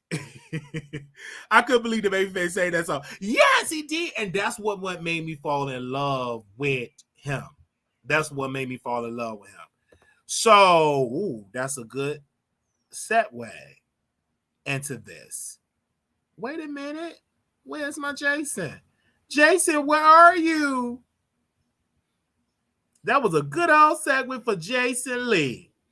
Okay. Wow, wow, wow, wow, wow, wow, wow, wow, wow. Give me one particular second. Now we got to talk about Jason Lee. First and foremost, Jason Lee did something that was so amazing.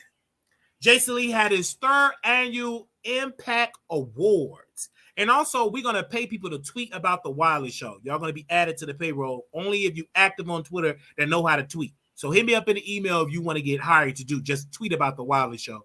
Let me put that in there. You will be hired. We're going to start doing that in July, hiring people to tweet about the Wiley Show. So if you must have active Twitter, I need to see your social media presence, mainly on Twitter, WileyShow@gmail.com.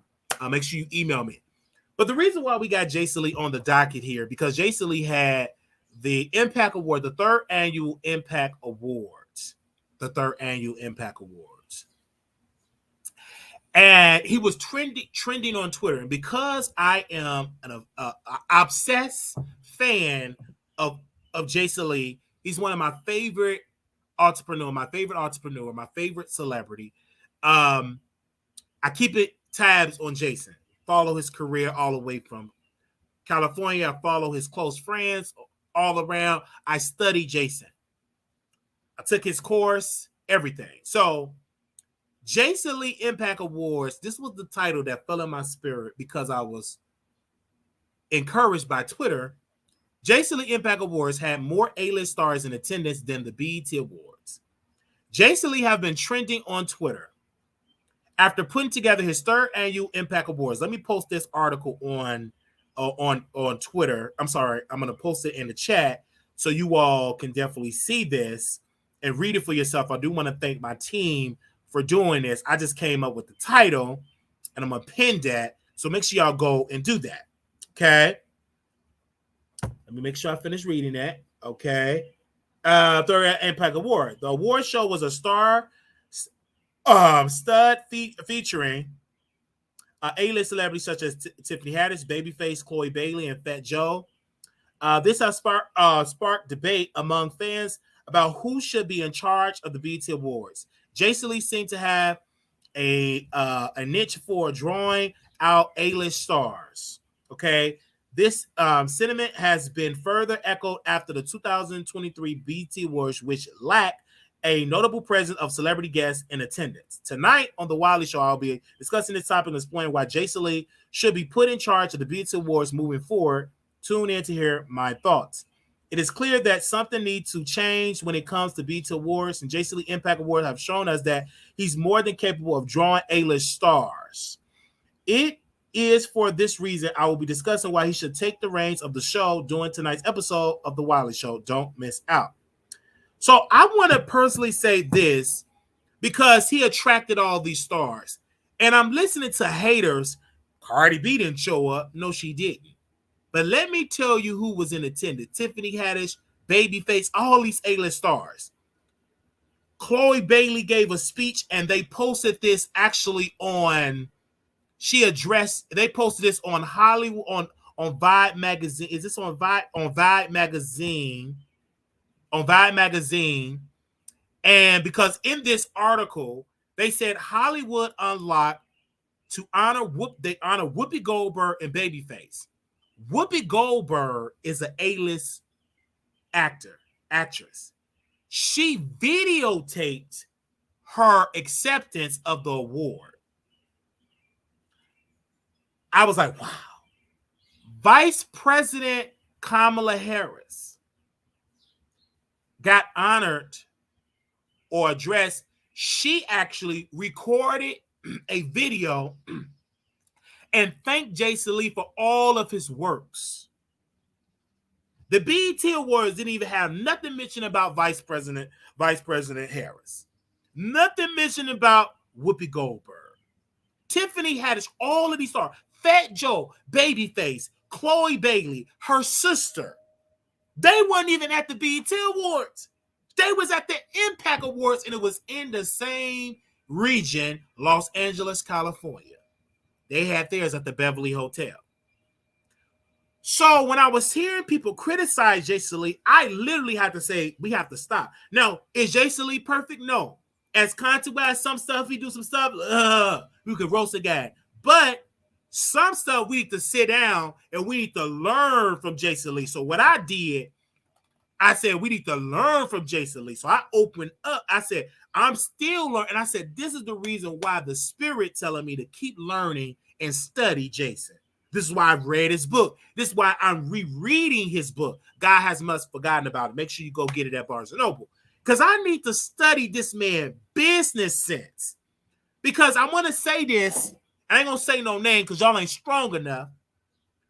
We criticize Jason Lee, but one thing that you cannot say that his resume and his business sense is incredible.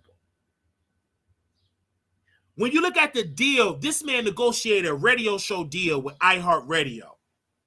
Echo Debt negotiated a deal with Fox Soul. Negotiated a deal with Revolt. He's not just a YouTuber. There's nothing wrong with being just a YouTuber. Because many other people that we love them and they started from YouTube. The lady that did a show, I forgot her name. Okay, she started from YouTube. She had a show and it was on HBO. Women, y'all probably know. Men, y'all probably know the name. Type her name in the chat. She literally started from YouTube. So it's nothing wrong with being a YouTuber. You can use that and strategically move around to go to bigger and broader things. Just like I'm not going to be a YouTube forever. Many people come to me and they say, Wiley, you are a failed YouTuber. No, I'm not. I'm not a failed YouTuber. Issa Rae started from YouTube. And she echoed that and she started all the movies. It was all low budget. And she started in developing on HBO. Issa Rae is one of the leading top directors and producers out, period. I'm not a failed YouTuber. What is your definition of a failed YouTuber? I have an audience. That's not a fail.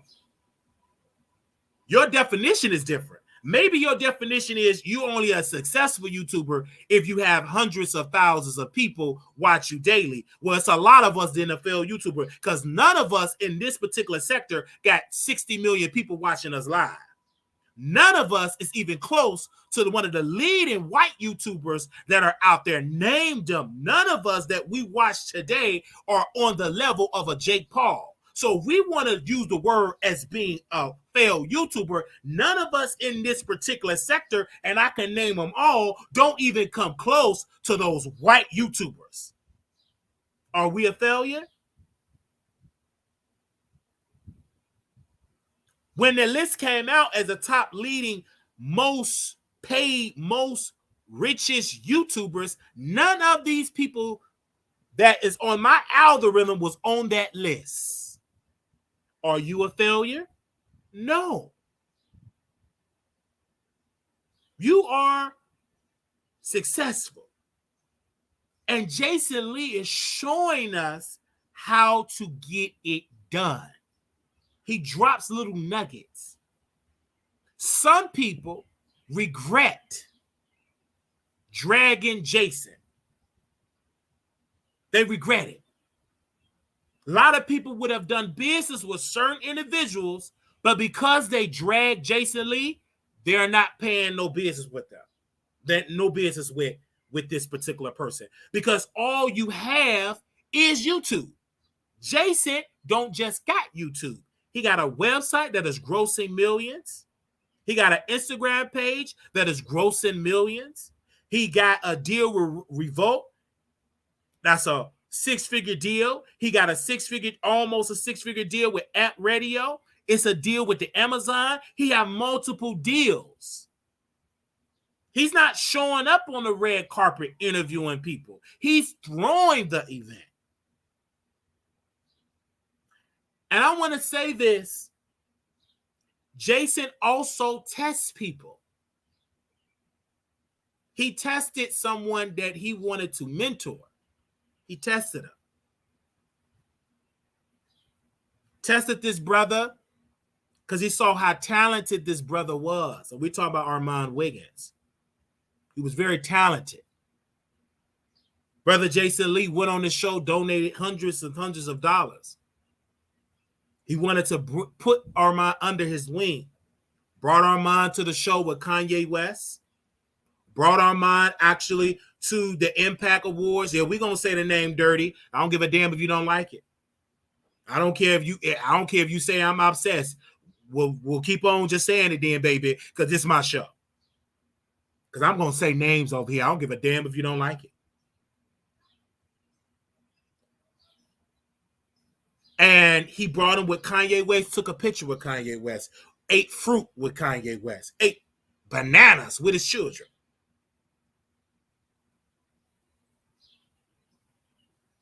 Jason Lee allowed him to host his show on Hollywood Unlocked YouTube page. But Armon Wiggins, I don't give a damn if you don't like it. He wanted it to go quick and fast. He took what Armon Wiggins, it got all on the Daily Mail. He was so happy. Oh, with Kanye, I'm with Kanye. He was happy. Jason posted something on Twitter, and I talked to this person in Hollywood Unlocked, and I want to make this clear. And I told them on the phone, I'm going to say the name. Jason never said Armon Wiggins' name. To make that clear. Even though I tried to tell this person on the phone, she said, I don't care what you think you know. He did not say his name.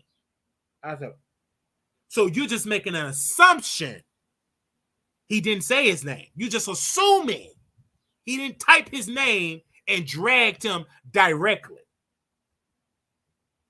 But what he did do, Armon directly talked about Jason Lee.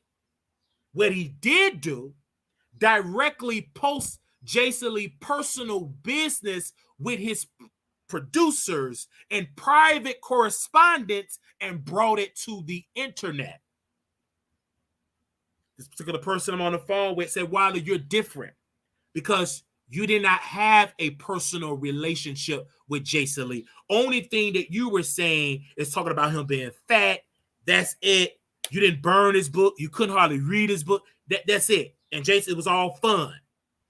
You never had a personal business relationship with Jason. So you can't compare what Armon Wiggins did to Jason. He leaked private DMs. This person on the phone that worked with Hollywood a lot.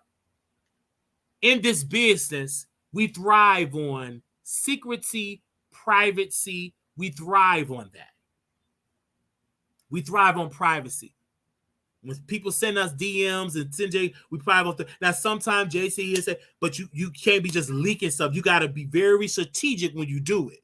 You know what I'm saying? And this person's giving me an answer. I said, I understand. I said, okay, I didn't think about that. I didn't think about that part. Because some stuff you just cannot leak out. It's a lot of things they say Jason is this person pretty much they did this. It's a lot of things he can really put out there about a whole lot of people that can take him further. But the reason why he don't do that, Look at much damage that he can destroy that took him decades to build. Even though it will be a quick, yeah, it will, but then once the dust settles, you done destroy all of these relationships just for this quick viral moment. In this article, a journalist said Jason Lee went from reporting on viral moments to actually creating viral moments. And so when I had this conversation with this person with Hollywood Unlocked, first and foremost, I want to learn about the system of Hollywood. And I'm learning just by listening, watching, and everything like that. When it came to Jason Lee, in the tweet, he never named Armon Wiggins' name. He was testing Armon. I'm going to say this.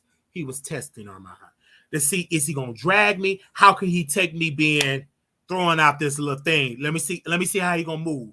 And what Armon Wiggins did, he allowed the public to get into him so bad that he sold it to the crowd. Because he had to show, oh, this is the crowd. And wasn't thinking that the crowd is very subtle. They'll be with you for a moment and then turning it. He went with the crowd because it was popular to do. Now the dust have settled. Poof is gone. The book is burned. The ashes is in the trash. Now Jason Lee got his 3rd annual Impact Awards. And YouTubers like the House of Aaron and Brother King, they did not destroy what Armon Wiggins did. They did these relationships. They didn't even echo to talk about Jason Lee. Had a beautiful conversation with somebody that know the House of Aaron. Didn't talk to the House of Aaron, but I talked to somebody that's close to him. He said he looked at it all. He said he wasn't going to try to destroy that relationship. He looked at it all. He said, I'm going to eat that up. I'm going to play nice. The word on the curve is you got to play nice. And he played nice. The reason why I apologize to Jason Lee is because, number one, I was wrong. Yes, I was. I was impatient, and I was not thinking long term. I was thinking in the moment. I didn't sit down and say, he was busy. Wait till he gets some free time to give me 6 minutes. But no, I want it right now. But things ain't right now. You got to be patient. So I was very impatient. Roasting Gad, he talked about me. Boom, boom, boom. Now, he ain't on my show. But if I were patient, it could have happened. Just like this person said on the phone. Beautiful person. So if you were patient, you could have had everything that you wanted from Jason. But you were impatient. You rush for Tasha. And look where Tasha K is at today. Was it worth it? And he gonna be, what you mean, was it worth it? No, I'm asking you, was it worth it to pick up Tasha K, what she was going through, try to defend her? Was it worth it now? I said, no, it was not worth it. I said, you have to understand, you got to know when to attack and when not to attack. You got to know when to talk and when to shut up. Armon, unfortunately, this is a case study of what not to do in business. He destroyed a relationship. Now, we was in a Zoom meeting, and I'm going to say this because I know it's going to leak out. I can repeat everything. Person on the Zoom meeting said, all you talk about is Armon because you obsessed. And we had a viewer in here. No, he not. No, let you talk about it. And I told this viewer in here, oh, you don't pay him because you obsessed. He don't talk about you. And a lot of stuff they were saying, they weren't all the way educated. Because they didn't see when he watched the Wiley show, posted on there. They didn't see he was throwing out shots at Wiley Sublimity. And then he said, I don't watch when he opened the phone lines when shots have been there. Or he never said, I don't listen to him on Station Head. Okay? You're not all the way qualified to speak because you don't see everything. Because you don't know. You ain't fully aware of the beef. You don't know. You don't know what the stuff that's going on because you ain't over there listening. We hear everything. And it was one of you, and KLE contested this. Coffee City posted it all, what he was saying on Station Head about me. And he threatened her to take a whole channel, to flag her channel, because she was posting, bringing what Armon Wiggins was saying about me and my family, everything, very nasty things, right? And she brought it to YouTube. And people was like, what? He talking about him on you? What? And people started saying, but wait, you talk about him too. And he threatened her to take her channel down. KOE can contest to that because he was a huge supporter. And he still is a huge supporter of Coffee City. I can tell you who supported he is of Coffee City. Because when I said I wanted to go back to college, KOE said, well, maybe why he want to go back to college because he's not really growing on social media like that. That's probably why he want to go back to college. And then I responded with the conversations that they had. Is I'm lying, KLE? I see everything that goes on this YouTube channel when I'm being discussed. I act like I don't see it, but I read it. Did I want to hear that truth? No. But I also heard what Coffee City said. If he take it serious, if he changes his quality, if he be consistent, he's very funny. I took her advice. I listened to what that black woman was saying. Oh, she right. She said, be consistent because you got the talent. So back to Jason Lee. He had the 3rd annual Impact Awards. All these A-list stars. Jason Lee got more publicity than the BET Awards, and they backed by $1 billion company.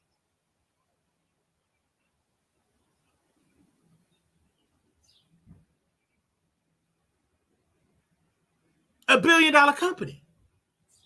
And so the beauty about Jason Lee is that he's built political relationship, donated back to his hometown, a nonprofit organization.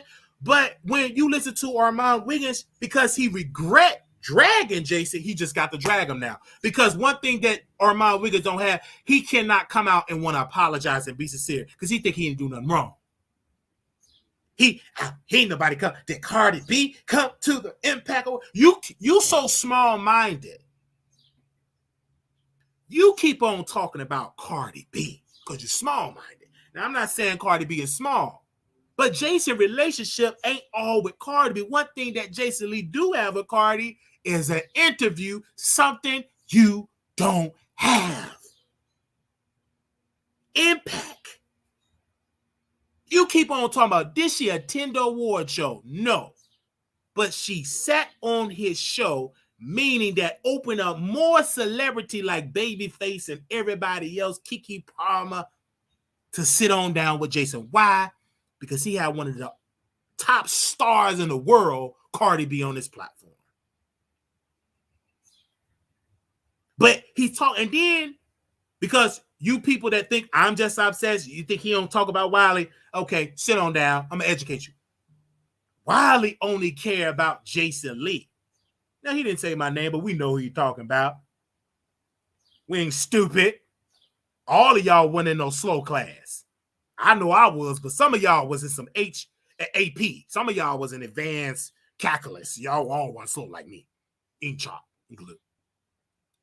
But he said, Wiley never liked Jason Lee.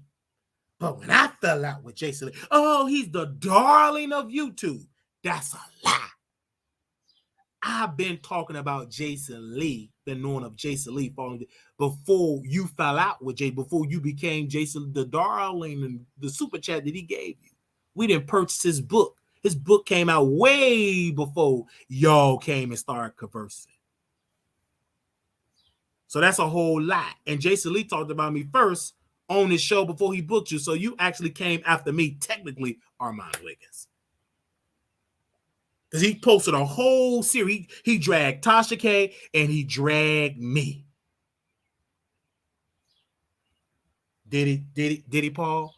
Can somebody pull that video so I can put that on TikTok? The man dragged me and Tasha. Baby, he dragged me so good. And then I was reading this book, and in a minute, and I was blowing my nose. He said I had the C word, the COVID. Do y'all remember? KM, remember? Do you remember that, KM? Do you remember that, KM? I was blowing up. They put it all on camera. Me stumbling over the words. Because I remember the day. It was early. Whoever he had was professional. Baby, they got the worst part of that video. They talked about how I wanted to sleep with Jason. They put it all on that video. Can somebody send me that video? Send me that video. I mean, they cut it. I mean, they edited it so well. This before Armon Wiggins was on Jason Lee gagging.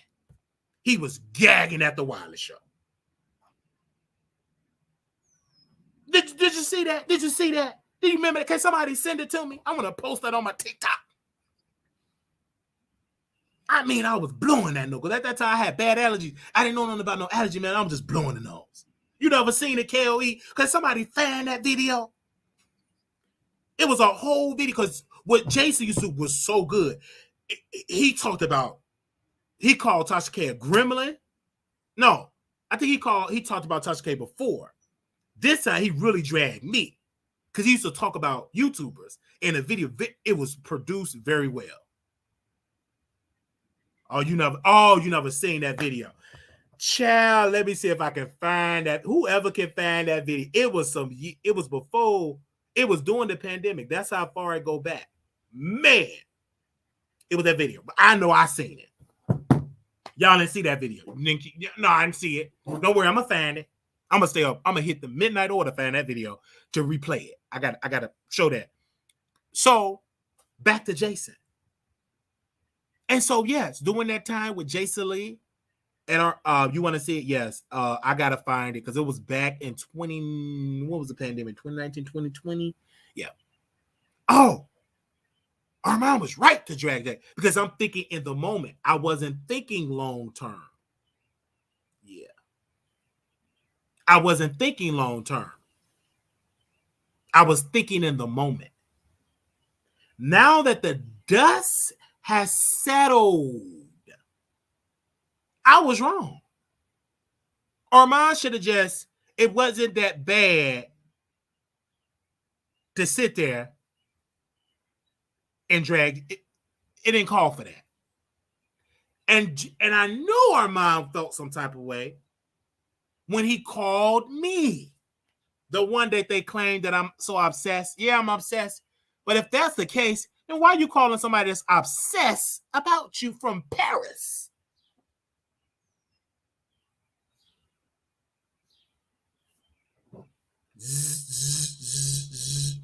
That's Armon Wiggins. Hello. Wiley. I don't think you should talk about Jason Lee. This is when his show was about to start. Revolt. His show. Don't talk about it. He trying to infiltrate our space. Because Jason talked about us on Gagging with Jason Lee. Do y'all remember that video? And called my name. He never called Armon Wiggins' name to trash him. But he called my name. Do we have some witnesses? Oh, these people act like they don't see nothing. But I'm going to remind them, Lord. That's why preachers are important, because some people don't read their Bible. That's why some of y'all get screwed because you don't read your Bible, so they can just make it up. Anyway. But on his last episode with Gagging with Jason Lee, on his last video, he said something about Wiley. This was you do about the Wiley show. It took him 50 years to get on my level. Wiley, we could have did a show. And I was telling my team to book it. We do a flyer and don't show up. He said my name directly. I know he's getting hard when he's talking about it. He said it directly.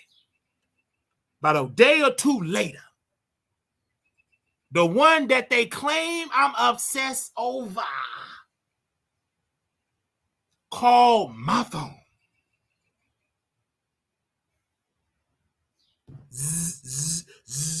It's Armon Wiggins. Now, mind you, he got me blocked because word on the curve is I'm obsessed. But he don't want me to be obsessed with Jason. Oh yeah, we talking about it because we gonna talk about it. Hold on one second. Let me turn on this light. Yeah, I sure do, Miss Rose. I'm gonna keep talking about it. And okay, have magic here.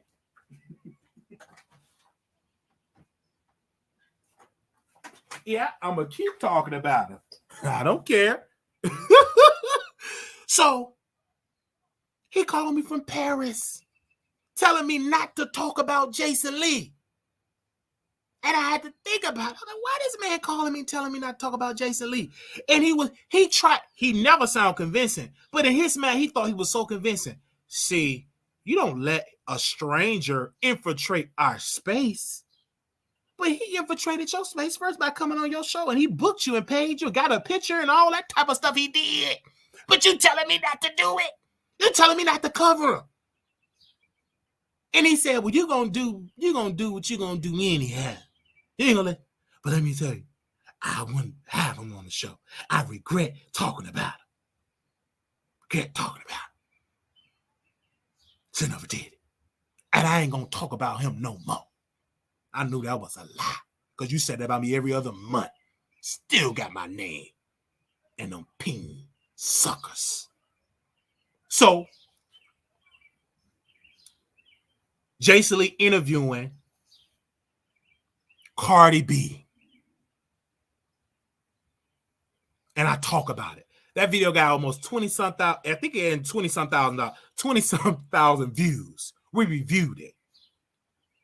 The same day, Armon Wiggins, thinking in the moment, not in the long term, he say on the video, yeah, no, it's boring. She ain't got no music out.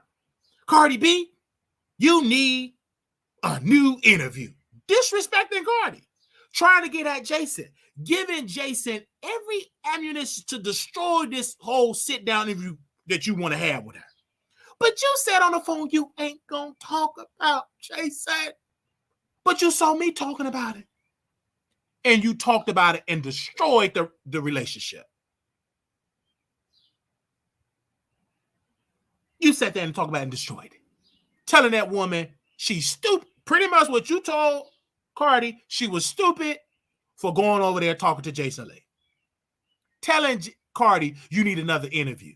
And I said on the video, because I'm so obsessed, I said, Armon is mad and pressed because he ain't interviewing Cardi. All y'all, you jealous. No, he ain't. He ain't. That man went on so many rants. A good, strong woman hit me up, say, Wiley, you were right. He is upset that he didn't get that interview with Cardi B. I said, I know, because I know Armon Wiggins. I'm not taking no networking advice from Armon when he destroyed every relationship he had. Why would I take it from him? And then try to force Brother King to drag Jason. The reason why me and Brother King was at odds because he took on Armon Wiggins' beef. Took his beef. We never had issue. Brother King said out his mouth, I didn't even know Wiley. Didn't know nothing about him. I was just taking stuff that Armon was feeding me. I just was taking stuff on my head. I didn't even know him. You picked up a beef for your friend. But one thing about Brother King that I can say he's smart. The one thing I can say he's smart. That man wasn't stupid to drag Jason. See, Brother King woke up. Brother King said, wait a minute. I'm tired of it. I ain't about to pick up all your beefs. I'm not about to drag Jaguar Wright. We're going to be friends and do interviews. That helped his career. I ain't about to drag Nicki at night. She helped me with my quality. You ain't helped me. He was smart. He ain't dragging all on people. Because in Armon's sick, twisted, drug-infested mind, if I fall out with these people, you got to fall out. And that's a stupid person. I ain't falling no person like that. That's dangerous and stupid. I'm not following you. Fall out with everybody. I got to fall with everybody. That's stupid. I'm not going to follow no friend like that. That's dumb. And in his mind, my friends don't hang around people I don't like. Well, you don't like a lot of people. Well, they're like, we ain't going to have no friends. And then Brother King had to get the scraps off the table. And then he dragged Brother King. Dragged him. Because he been caught with drugs in his nose. And he tried to beat up on Brother King, knowing that man ain't got the mitigative gall to stand up to you. But one thing Brother King did not do was drag Jason Lee. He's at the award show at the BET Awards, smiling, chocolate, with them dreads. He at the Impact Award. He everywhere. And then Armon saying on his radio show with 2 people listening, people think everything great. They getting my seconds. I did it first. Only different thing about Brother King, he don't know how to do it. I did it first. He said, and it was AI. There was no AI. That was you snorting up that drugs. AI mess. Sit down, fool. That's one thing that he did not do. Official Kingpin meet A-list stars. You know what Armon Wiggins doing? Moving to another apartment. Put his picture up here. He moving to another apartment. Hiding for the detectives. Get his picture up here very quickly. Can you find this picture? I'm going to wait till you find it. Take your time, son. Take your time, Paul. Take your time. If I still got his picture up here. Let's put me and him up here. He moving to a different apartment. His next door neighbor is dead. Died from drugs. Next door neighbor. Under investigation. He trying to move out Armon trying to move out the building. He got to move out by Saturday. He don't even want to move upstairs. The man died from an OD. His neighbor.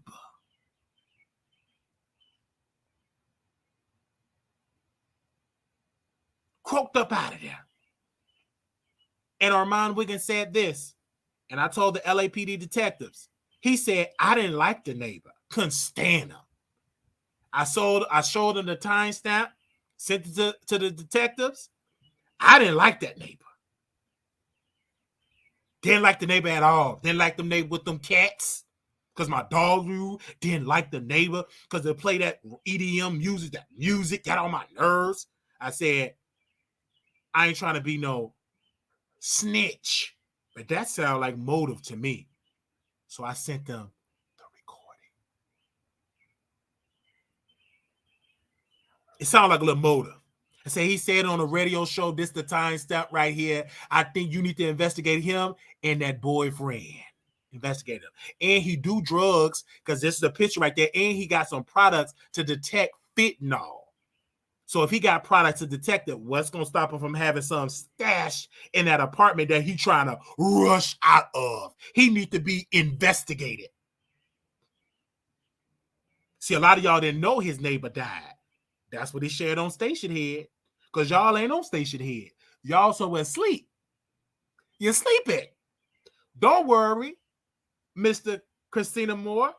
You catch the Wiley Show review. Because you didn't watch that Station Head. No, you didn't. You ain't see that Station Head. No. Because you know why you didn't watch it? Because he played about 55,000 songs on that Station Head. You ain't by the fourth song, by the fourth deposit check, you sleep. I'm up. Because after he get through going live, I fast forward through all that music and get to the T. I think he got a hold to some of that bad drugs that I'm around because he got a hold to the bad drug. I really believe so. Allegedly, I really believe so. All I just said, I can't really say he did it. I can't really say, but word on the curve, a DM I got, they said Armon was at the party. So again, I'm just gonna tell y'all, I have to cooperate with the authorities.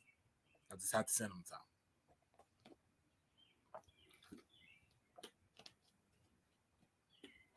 He said neighbor died. He said it. His next door neighbor, the tape was still on the door from the medical examiner.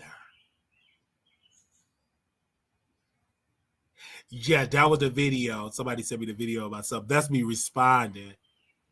That's me responding. So that you ain't found it, Jason Lee. Don't worry, I'm gonna find it. Yes, I know you watching me. It's weird. He's moving quickly. Packing. Can't even go live because he's moving. That man moves so quickly. It's some criminal stuff going. Ain't nobody keep on moving. The man want to move upstairs. Then he said, I don't want to move upstairs. Then I want to move to West Hollywood. The man said he spent $2,000 in application fees. Who's moving that quick? A crime have happened. That is strange. How you moving quick? You don't got no new place to go to.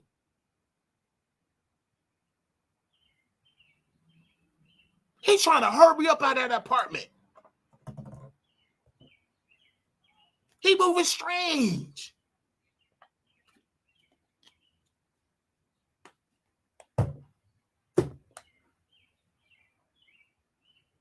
Said, I could stay, but they didn't rent it out the apartment. I gotta leave out by Saturday. This man spent all that money to remodel his room, that little crumped up studio room that he was going to invite some guests because he tried to compete with Jason. Not one guest showed up in that room.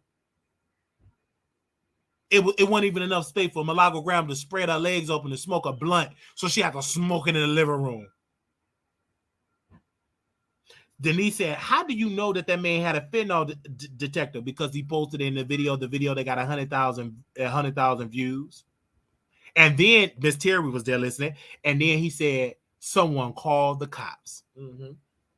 So y'all don't watch these people. We do. We sit and I watch whoever is my favorite, I watch a full video. If I don't like you, I watch 5 minutes of it. If that. No. And if I really don't like it, I look at the title and keep scrolling and take you out of my timeline. Say, don't recommend this channel. But people like Armon Wiggins, if it's interesting, I watch the full video from beginning, middle, and end, especially in them station head, because that's when he get the real tea. I fast forward through the music and I get to the information. The beginning, middle, and end. And if you call it obsessed, you can call it whatever. Armon posted the fentanyl strips on his last live. Diddy, Krista, neighborhood, obsessed. Well, what do you call Tasha K and Cardi B? Is she getting the same thing, obsessed? Is y'all saying that she's obsessed with Cardi B, or she get a pass? Give me a second. I want to see what neighborhood ninja got to say. Let's see. Let's wait till maybe, because this is Armon Wiggins' boyfriend. I told y'all, every time we talk about Armon Wiggins, that neighborhood ninja is in the chat. That's his boyfriend. Armon falling out of, that's his boyfriend. Yeah. And that's his boyfriend, Willow Jan, on a troll account. Okay. I watch all of y'all Station Hood too. Well, let me see the definition of obsessed, because maybe you're right. I just don't know the definition, because you know I'm slow. Let me see. Obsessed, preoccupied, or fill the mind of someone continuously to a troubling extent.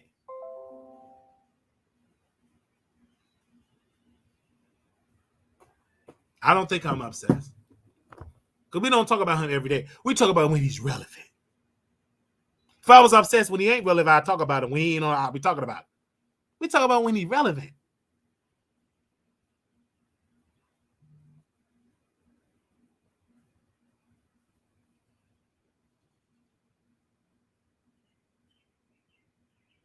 Okay? He's in the news. So I just want to say to his neighbor, rest in peace. And I'm going to find out who did that to you. I'm going to find out who did it to you. We're going to dig deeper in this case. We're going to dig deeper. Got some more information. We're going to hold it right now. We ain't going to tear it all in this one. We're going to put it, we're going to dig deeper about that neighbor. Justice for Armon Wiggins' neighbor. Justice. Drugs. Drugs. He just got drugs leaking out his nose. Now his neighbor died from a drug overdose. Man, if this ain't something to make you go, wait a minute.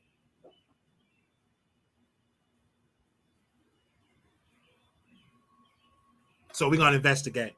We're going to do a deep investigation.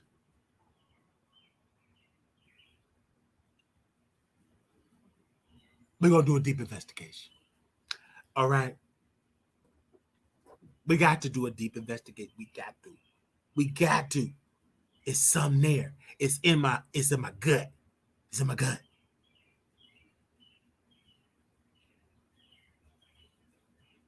We got to do it. Yes. So give me a quick second here. I want to make sure we talked about everything. Okay. Okay, let's talk about Jaguar Wright. Give me one particular second here. Okay. All right. Do we got Jaguar Wright picture there? I thought I had a picture. Give me a second for Jaguar Wright. Okay. So everybody, Jaguar Wright came on our show last night. Everybody named Mama saying it was mixed reaction, I would say. First and foremost, we did not contact Jaguar Wright to come on the show. We did not drag Jaguar Wright to come on the show. We did not tell her to come on the show, text her, email. Number one, we are blocked from all of her social media. Been blocked before Storm interviewed her. That's how long we've been blocked from Jaguar Wright. So we were talking and she called in. And because she called in, I'm not going to allow her to take over my show. I'm not going to allow her to do all the talking because this is the Wiley show, not the Jaguar Wright Eat Some Ashes show. This is my show. I'm going to ask you the questions. You're not going to come on here and just take over. It's going to be questions, and you ain't going to be on here all day because I don't need you there. I'm not that desperate for views like that. You're going to answer these questions. Oh, I got a woman and I'm with. I'm bisexual. Okay, get on the phone. Do you use a strap or does she use the strap? Get right to it. Going to ask you the tough questions. She said some things about comment. We asked her some questions. And everybody, majority of y'all said it was a good interview. And if you didn't, it still was good. Because I interviewed her. And she said, I want to do a sit-down interview with you. Many other people said she only on the show because ain't nobody talking about it. Because we don't talk about Jaguar Wright like other people that is obsessed about her. Why? Because she lost the juice. She ain't crazy. She ain't having no breakdown. She ain't eating nobody ashes. Once she get as crazy, then you get thousands of views. Y'all don't want to see no calm Jaguar. Not on YouTube. I was interested to do it, but only the crazy part. They say I can't manage you being sober, insane. You got to be insane. That's how we get bookings. That's how we gonna get that reality show. And the audience that who I'm trying to shop this show to, you got to be eating your ashes and urine.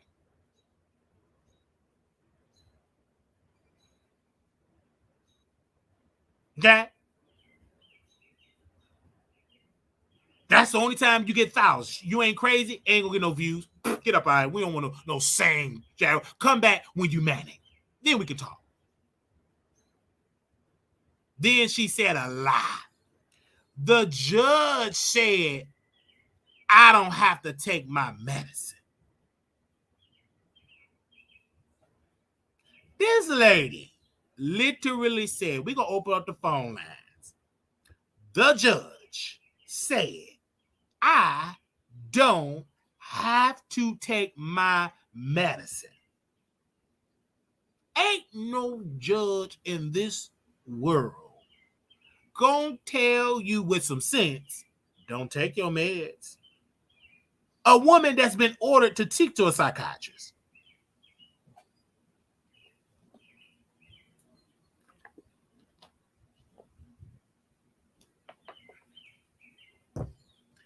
Ain't no judge in this world gonna tell you not to take your meds. What judge is that? Now, do you have to take your meds? No, that is your choice. We have free will here. We have patient rights in this country. You cannot force me to take something if I'm living on my own. You can't do that. If I decide not to take my meds, that's my decision. But no doctor is telling me not to take it. Okay? It was short, sweet, and entertaining. This show, we don't depend on Jaguar Wright. Now, I could have prolonged it to get more views, but I didn't want to do that. These people be watching the show. We didn't bring up other YouTubers but Armon Wiggins because it made sense, because she called him the F word. And we said, well, if he is that, I mean, do you apologize for calling him the F word? And like most women, that is by most women, they always say, well, I like women. Okay. So I can't be that way you want me to be. And she refused. It is what it is. Short, sweet, to the point. And for the people that don't want to sit through a 3-hour video,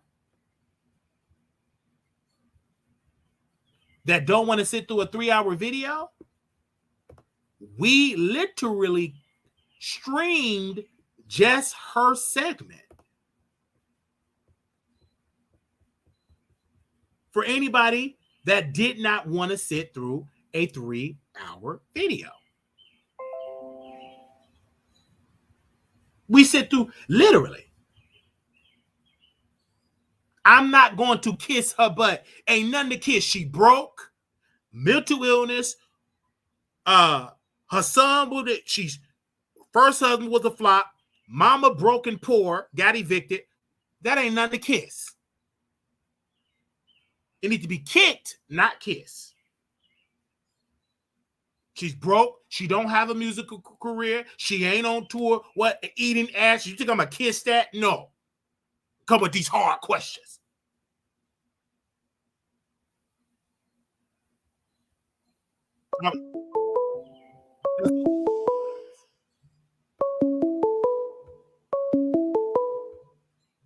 Hey, you live on the Wiley Show. Hey, Wiley, how are you? Hi, doing good. How are you? Fine. I just want to say, about that Tasha K and Cardi B.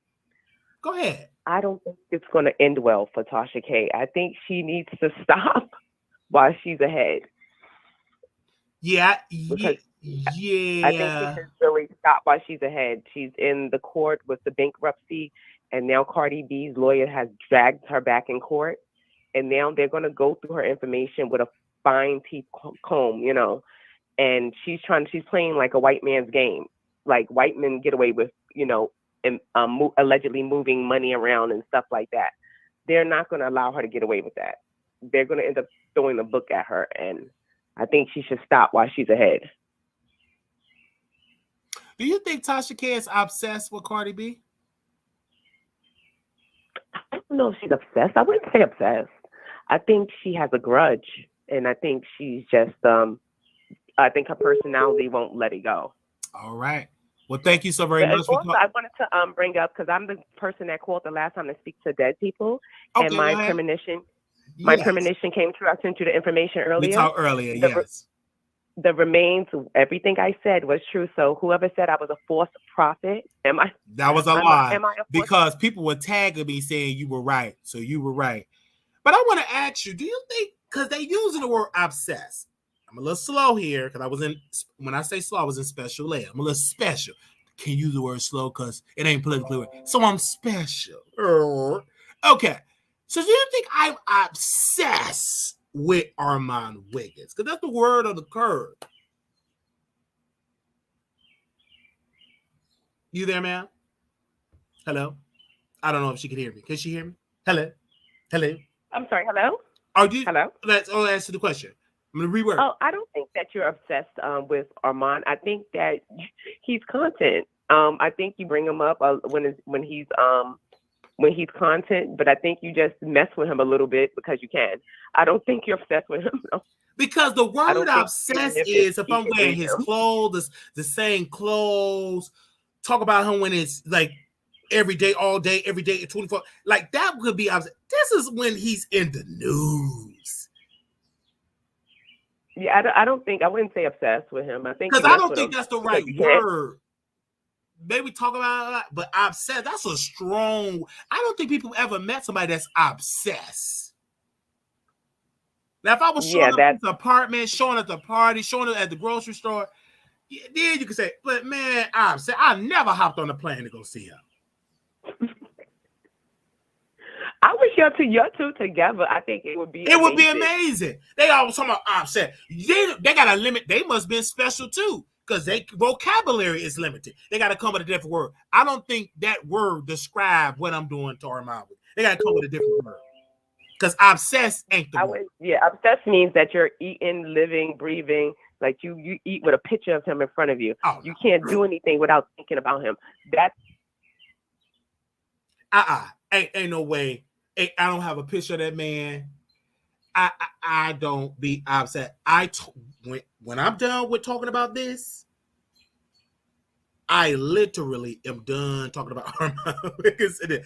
This is entertainment. It's only when he is relevant. Remember, Jaguar Wright was the hottest thing around. Tasha K was the hottest thing. Remember, she kind of like people stopped talking about her. Why? Because she wasn't no longer relevant. Now she's getting back in the news and people talking about her more. Remember that. That's why Jaguar Wright, and I know she don't want to hear this, but Jaguar Wright is addicted to attention.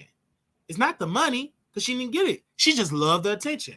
So she would go anywhere, just talk about me, put my name in the title, talk about me, talking about me, talking about me. And that's what content creators do. They talk about it. She don't want to get paid because she just want to be talked about. Because she don't have no life. Her personal life, she don't have it. She only have her own life. She can't call her family. They cut her off. She don't have no husband. Her son moved on. Her other son is dead. Her first husband is moved on with his life. Second husband left her for a stripper. And now only thing you have is the internet.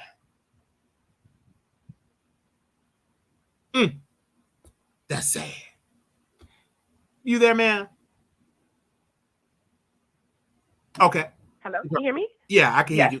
I said, Jaguar, doesn't she have a new girlfriend? She have a new girl. Yeah, she have a new girlfriend. And that left her wife.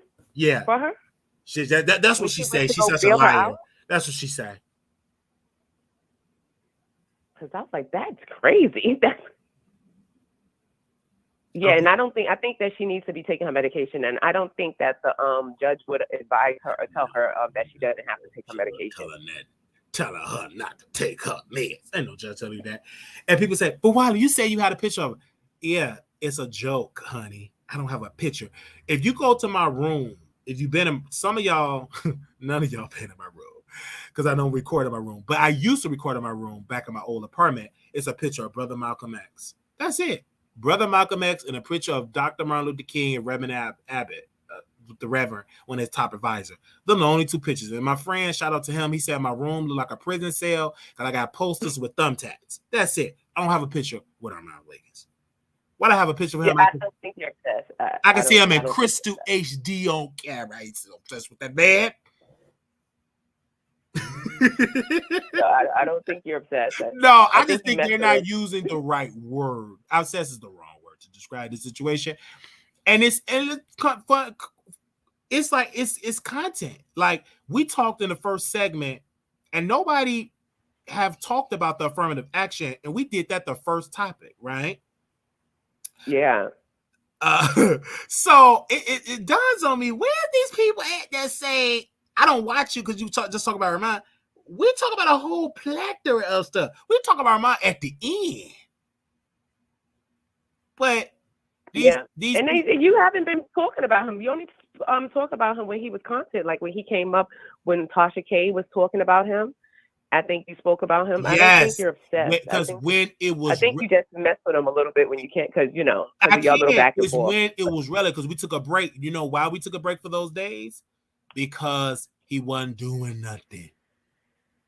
When the coke started leaking out his nose, oh my God, everybody was talking about it. I don't think that was drugs.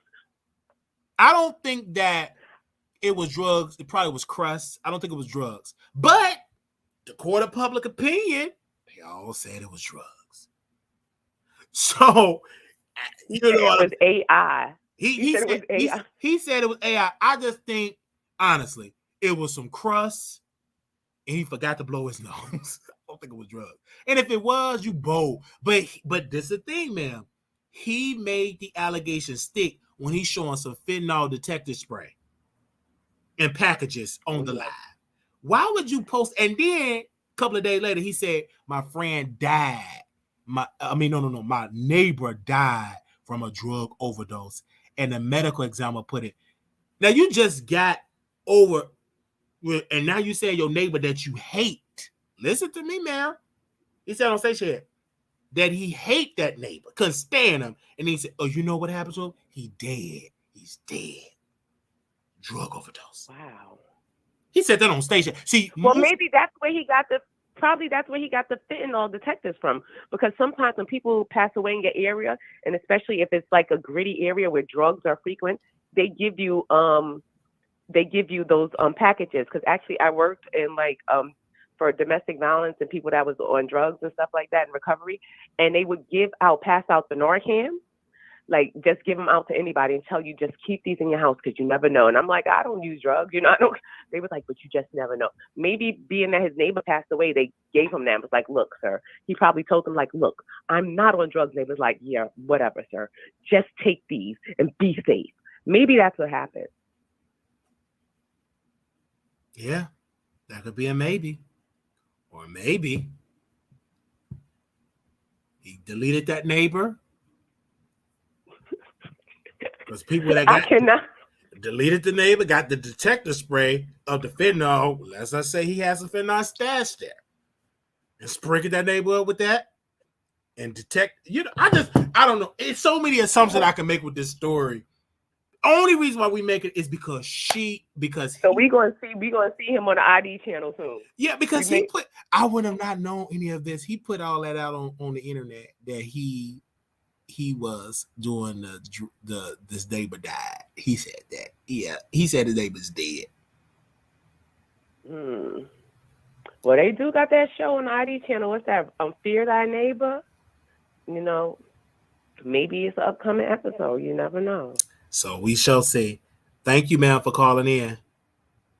Thank you. Enjoy your night. Okay, bye-bye.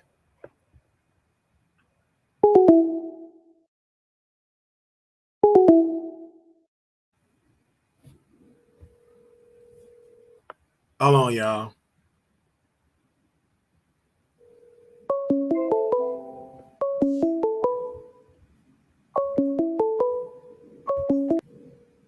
Go ahead, caller. Hey, Wiley. So first thing I wanted to talk about is the Jaguar interview. One, it was very, very, very good. I think my favorite part was when she initially called in. She was like, hey, Wiley, it's Jag. And you're like, hey, Jaguar, like, get to it. I appreciate you calling in, but I'm not going to, roll the red carpet out. I know you be in the bushes, so let's go ahead and start this interview up, girl. And then also, I wouldn't say that you're obsessed with Armon. I would say you're more like an Armon historian, where, you and Armon have had a relationship for a long time. And I think just how he speaks about Tasha K, you speak about Armon. Armon is, like you said, your favorite celebrity. So when he's in the news, you're going to talk about it. So that's just my opinion. Anyway, love you, Wiley. Love you too. Thank you. You're welcome. Yes, I like that. In story, I get that's the case. And I talk about it. I'm a historian. Yes. 48 the annoying neighbor.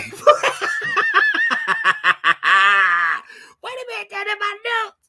The annoying. Oh man. Oh man. Oh man. 48 hours, the annoying neighbor.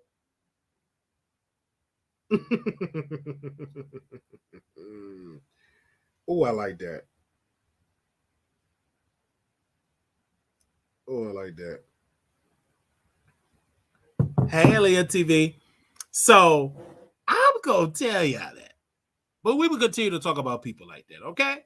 Long as these people are relevant, we're gonna talk about them.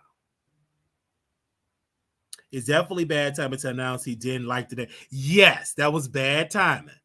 But you know, Terry, they say I'm upset because they don't listen to these people shows that's on Station Head. They don't listen to these people's shows. And Coffee City don't talk about YouTubers no more. I personally think like if Coffee City go back and talk about YouTubers, she'll be at 100,000. She was the best at talking about you because everybody see the thing. Because Coffee City gave me some advice, so I'm gonna give her some advice publicly. The reason why Coffee City don't have 100,000 subscribers because everybody is doing voiceovers with celebrities. I mean, everybody is talking about everybody named Mama is talking about a celebrity. But what made Coffee City different is when she was talking about the YouTubers. That was her niche. That was amazing. You know why? Because there's not too many people with Coffee City like had her skill set that was able to talk about the YouTubers like she was able to do. That was her niche. I don't really watch Coffee City talk about the celebrities anymore because it's so many other people that I already watch talk about the celebrity. And I don't watch people too much talk about celebrity. But I damn sure tuned in when she talked about the YouTubers. And she put me on to some of the newer YouTubers. I don't watch her with the celebrity gossip because I already talk about celebrities. You know what I'm saying? I don't need to see nobody else content about celebrities. But I broke my ankle to get over there when she talked about a YouTuber. What do she have to say? That she put me on to some YouTube, and she was expanding, talking about other YouTubers as well. That is a niche.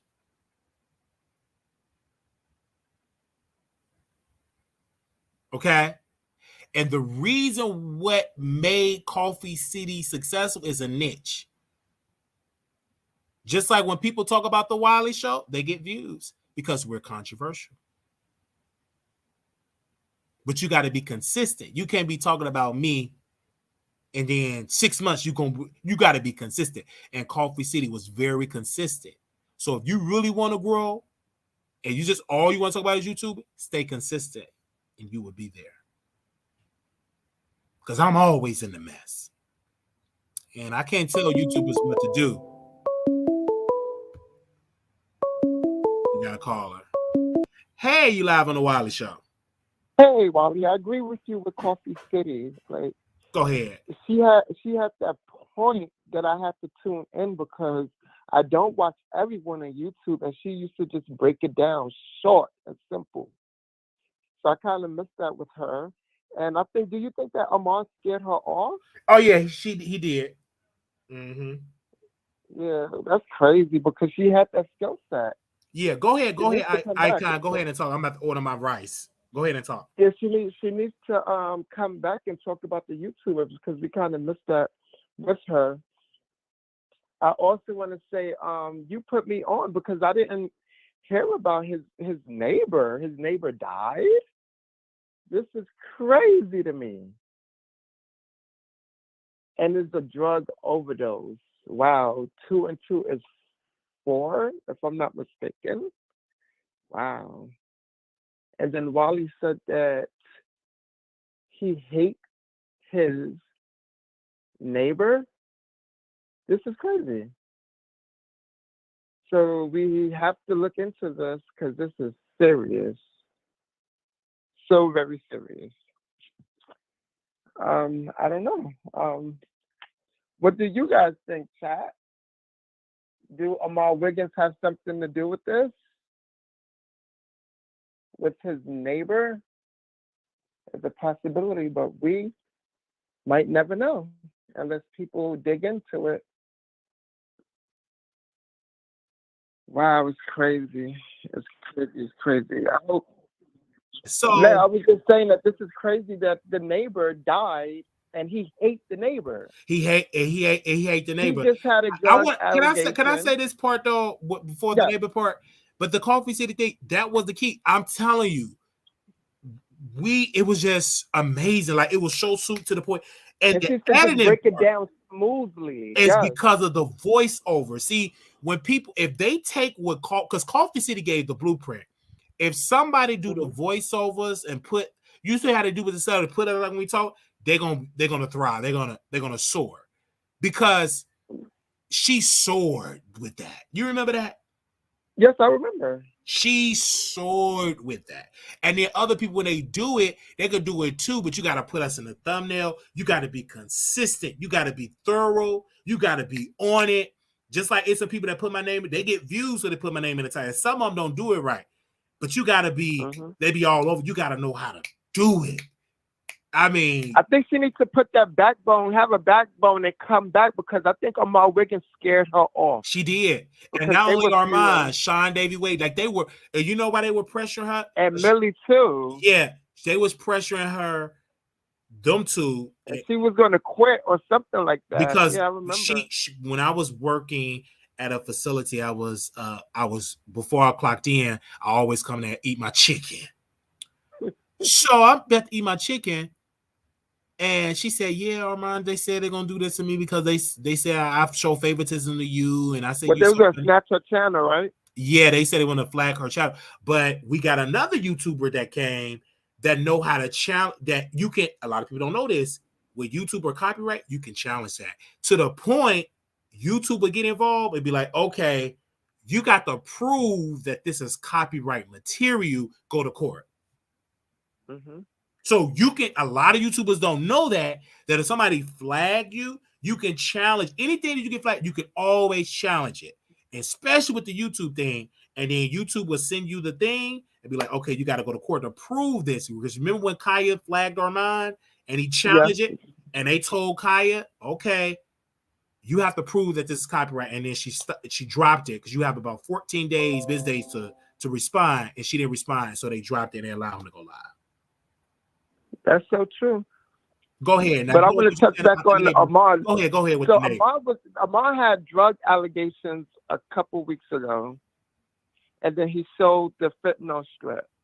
And then all of a sudden, the neighbor that he hates, and he said hate, right? Because I didn't see that. He did. He said he didn't. He hate the neighbor. He didn't like the. He hate the neighbor, and then what a coincidence! The neighbor had an overdose.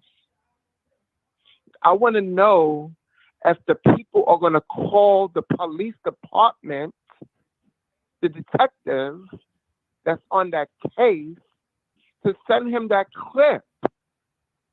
Because Armon Wiggins, he could be a suspect. We don't know. This is something serious. God forbid, did he sacrifice this neighbor for more fame? We don't know. And we wouldn't have known if he didn't open his mouth. So Wiley have the right to look into it. It's public now. It's very public, and we're doing deep investigation. I'm gonna get the bottom of it. I need to see, because he kept saying he didn't like the neighbor. He hated. I'm like, wait. Then he said he died from a drug overdose. I wouldn't have said, because that's definitely motive. Definitely, he hates the neighbor.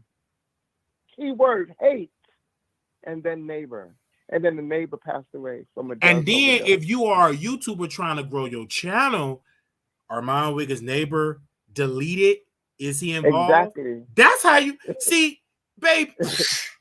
Man, but see, if you want, they ain't hungry, Wiley. They ain't hungry. They ain't hungry. See, you be trying to be friends, baby. If you hungry, if I was the type of person, I'll be diving. And if I had Coffee City skill set, baby, I have the picture of the building of a building.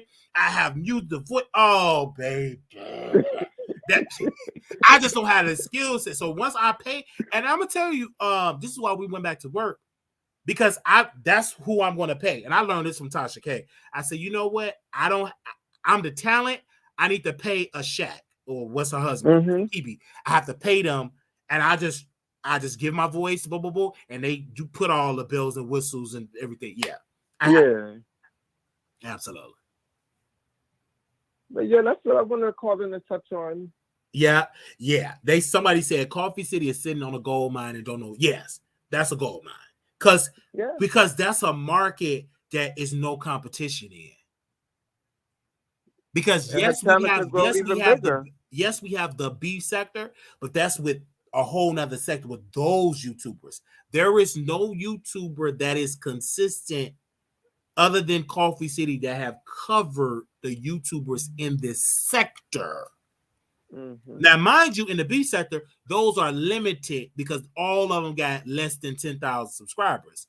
But this is different if Coffee City were to talk about Armon, Wiley, Lovely T, Tasha K, what happened to David Teacher, her husband cheating on her. That's different because they have a larger upon larger audience. Yeah, and her channel could grow from this even more. Yeah, so that's how that goes with that piece of the puzzle because there's nobody in the market doing that. You have a point. When the last time you seen a channel that does the idea that we said? Nobody.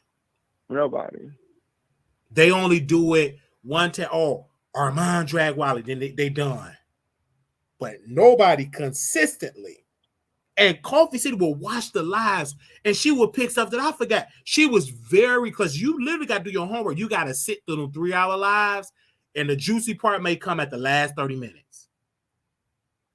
But Coffee City sat through there and she edited that up, chopped it, and she got the views. And I kind of like her voice too. I love her voice. City. I know she thinks. You put me on. I love her voice. But yeah, she in the bushes take Wiley advice. Oh, she do. Thank you so very much for calling in too, Icon of New York. And keep digging. You know I'm gonna keep digging, Icon. This will make this show different. And you've been following me from the beef sector. This is Mao. If this was in the beef sector, let me tell you what the beef sector would do. They will post a picture of his building. You know how the beef sector works. Okay. Yeah. And bingo is even worse than the beef sector.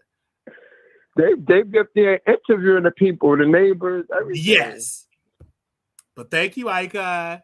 All right, bye-bye. All right, bye-bye. Hello, you live on the Wiley Show. Hello, can you mute me in the back? Can you mute me in the back? Hello.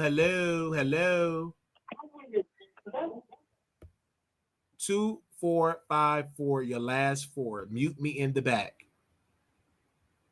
Hello? Yes, welcome to the Wiley Show. Hi. Wally, everybody have neighbors. Why would his neighbor dying be such a big deal? And guess what? Everybody don't like their neighbor. Why is it such a big deal that you would make an accusation like that? He said it was his next door neighbor. He said he hated his next door neighbor. That's why I'm making that assumption. What does that mean? Everybody don't like their neighbor. Why would you even bring something like that? Have you ever to television? Right. You don't like your neighbor. People don't like their neighbors. No big deal. But you would, if my neighbor died right now and we just said hi or bye, and I said, oh, I don't like her, and she died, that makes me a suspect? That makes you a suspect. If you had drugs leaking out of your nose. It makes no sense. It doesn't matter. Can I respond to you? It doesn't matter. You are evil and you're ugly inside and out, and you'll never have friends and you'll never grow, and you are obsessed with our mind, and it's getting to the point where it's crazy. What you just said about the neighbor, you're going to end up just like Tasha K. You're going to have your little black ass in court somewhere because you are crazy. It shouldn't be called trolling. It should be called the circus show. Okay. Well, she didn't let me respond. Let me call her back. Because she didn't let me respond. That's our Armon Wiggins auntie. Like, she didn't let me respond. She said I was crazy, correct. She said I ain't got no friends. That's a lie. She said I don't have no friends. Your call has been forwarded to an automatic voice. You know what I'm saying? But this is what I want to say. If you just had a drug allegation about you leaking out of your nose, then you show a fentanyl detector spray, then days after that, you say, can't stand this neighbor. Can't stand it. You know what? The gaggy, he dead. It's a sticker on the door. And we share the same balcony, and it's a little divider separating the balcony. I can see in the neighbor apartment. I can see in his apartment. That's what he said. I can see in his apartment. I'm scared to work out the door. And they said somebody called in the police. And I can see through his apartment. You know, when they having parties stuff, I can see right through it.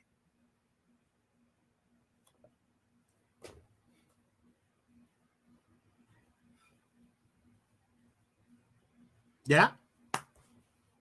So,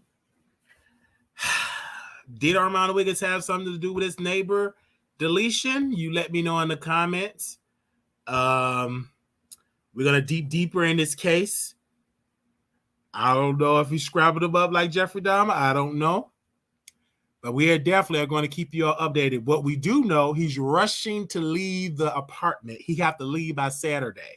He want to move upstairs, but he want to move to West Hollywood. So he's running. And it's coming right after the neighbor was deleted.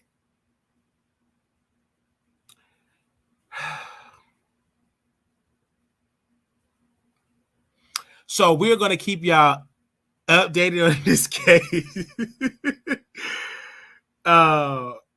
We want to thank everybody that called in and showed love today. That called in. Did he say it's the homeless people around it? If the police are not suspect, there's no case. Well, we don't know. We don't know that.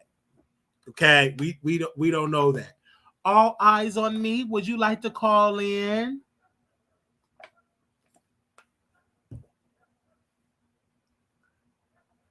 All eyes on me. Would you like to call in?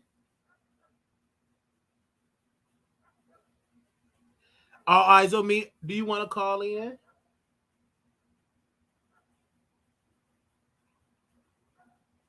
Do you want to call in? I want to make sure that we get everybody that wanted to call in to get it off their chest.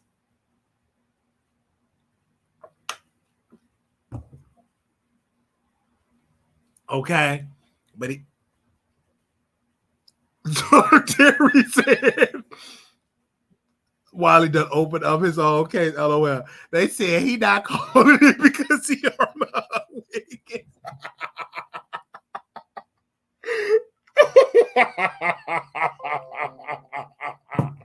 Wait a minute. Somebody said he ain't calling in because he Armon Wiggins. Y'all is a hot mess. No, you didn't. Hello. Your call has been forwarded to an automated voice messaging system. Hello. 3 Hello. 3. Hello. Wait a minute. Somebody called me twice? Wait, let me do it again.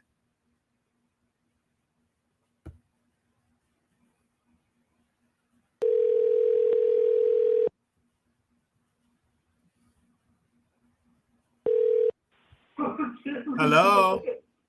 You need to mute me in the back. 08. Mute me in the back. Okay. You gotta mute me in the back, child. Let me call you back. Make sure y'all sound is off on the back. This is a live show.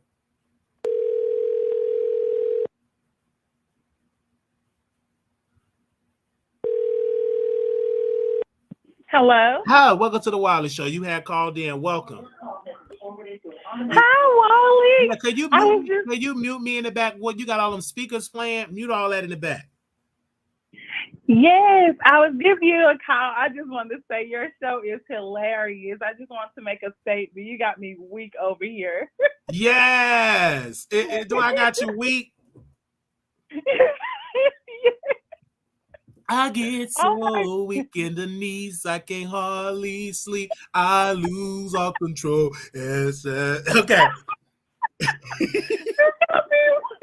Why you like this? You got me so took. You have the funnest, entertaining show ever. Do not let anyone tell you anything else. Enjoy yourself, but be mindful though. I love you. Thank you, because you always. How long you been listening? I feel in my spirit you've been listening for a little while. I have. I really have almost 2 years, maybe. Oh, I hope you come to Vegas, but if you can't make it to Vegas, you can always send me your love. I sure will. And I'll send a cash out around the time for your trip, most definitely. So yes! Love you. I love you because I'm just having fun. These people say he's upset. If I was upset, I'd go to that building and work with do a press conference in front of that building with all them homeless people and give them sandwiches. If I was upset, I'm not obsessed, honey. How can you be obsessed with a person you never met? We never met. Y'all acting like I'm that person, that stalker that stalked Whitney Houston, had her pictures and ejaculated on her poster and mailed it to her. No. No, y'all got to use some different words. Y'all love one word on word of the day or heard something from your homegirl. He upset. You don't know the definition. You even graduated from high school. Get up out of here.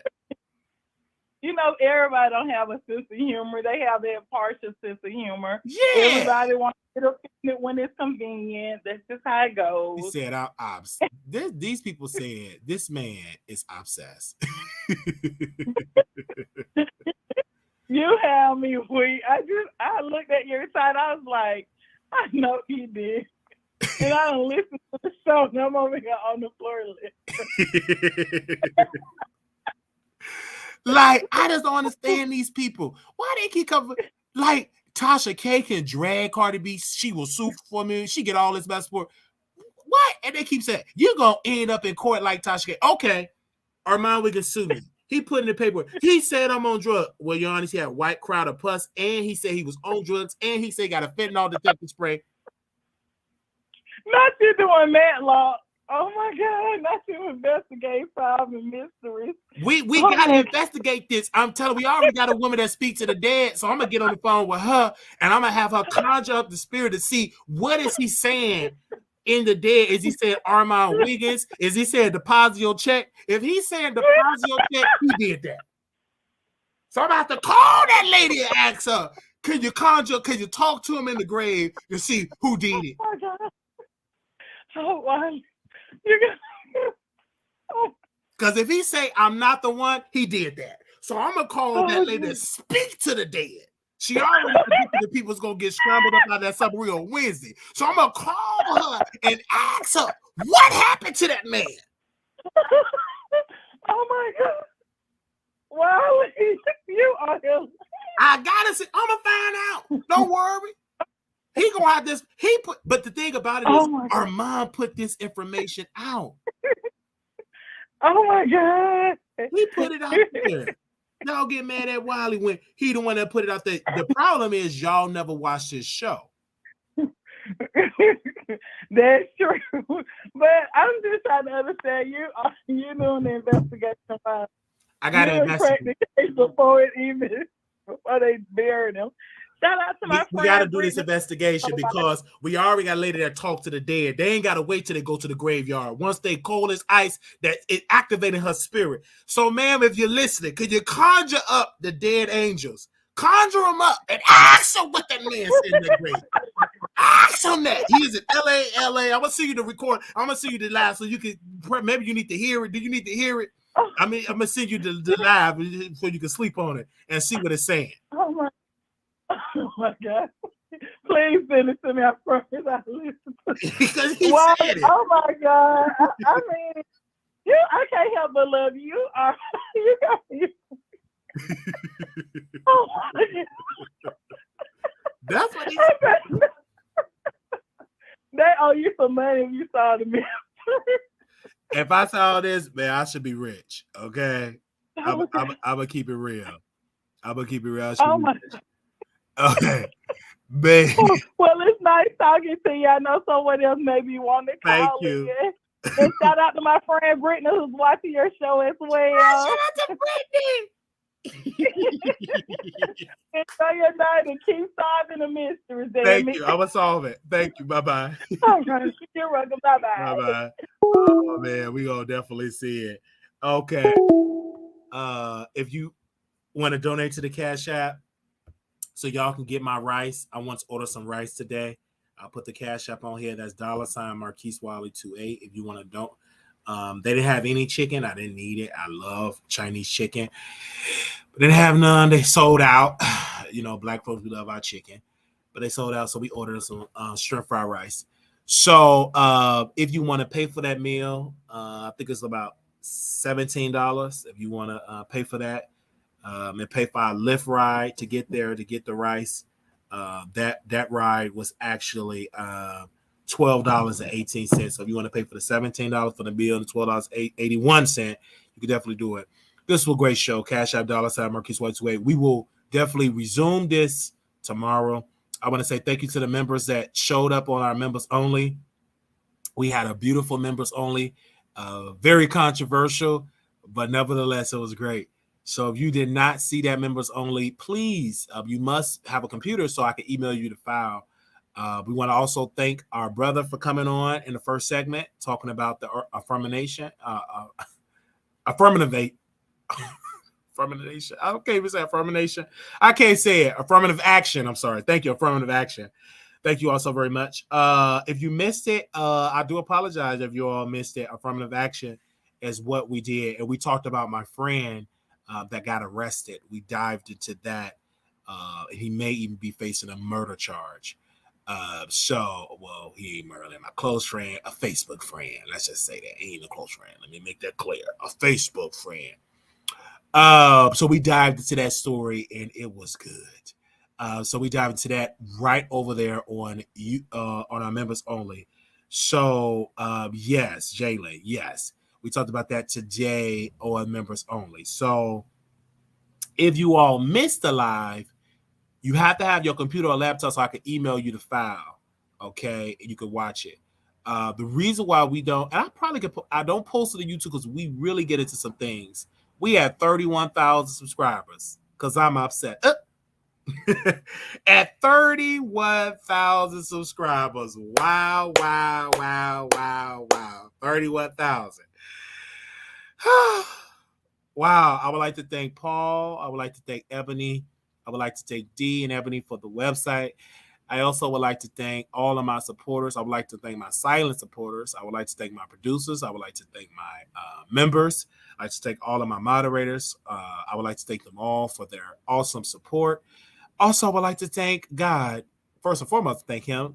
Thank my Mama Wiley. Thank Daddy Wiley for creating me. And this is just the first of many. Many people thought we would never get to 31,000, and we're on the roll of 32,000. We have great shows that are going to be lined up for us.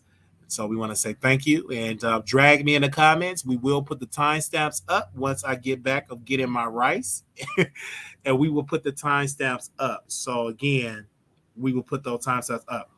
Y'all have a blessed one. Mm-hmm.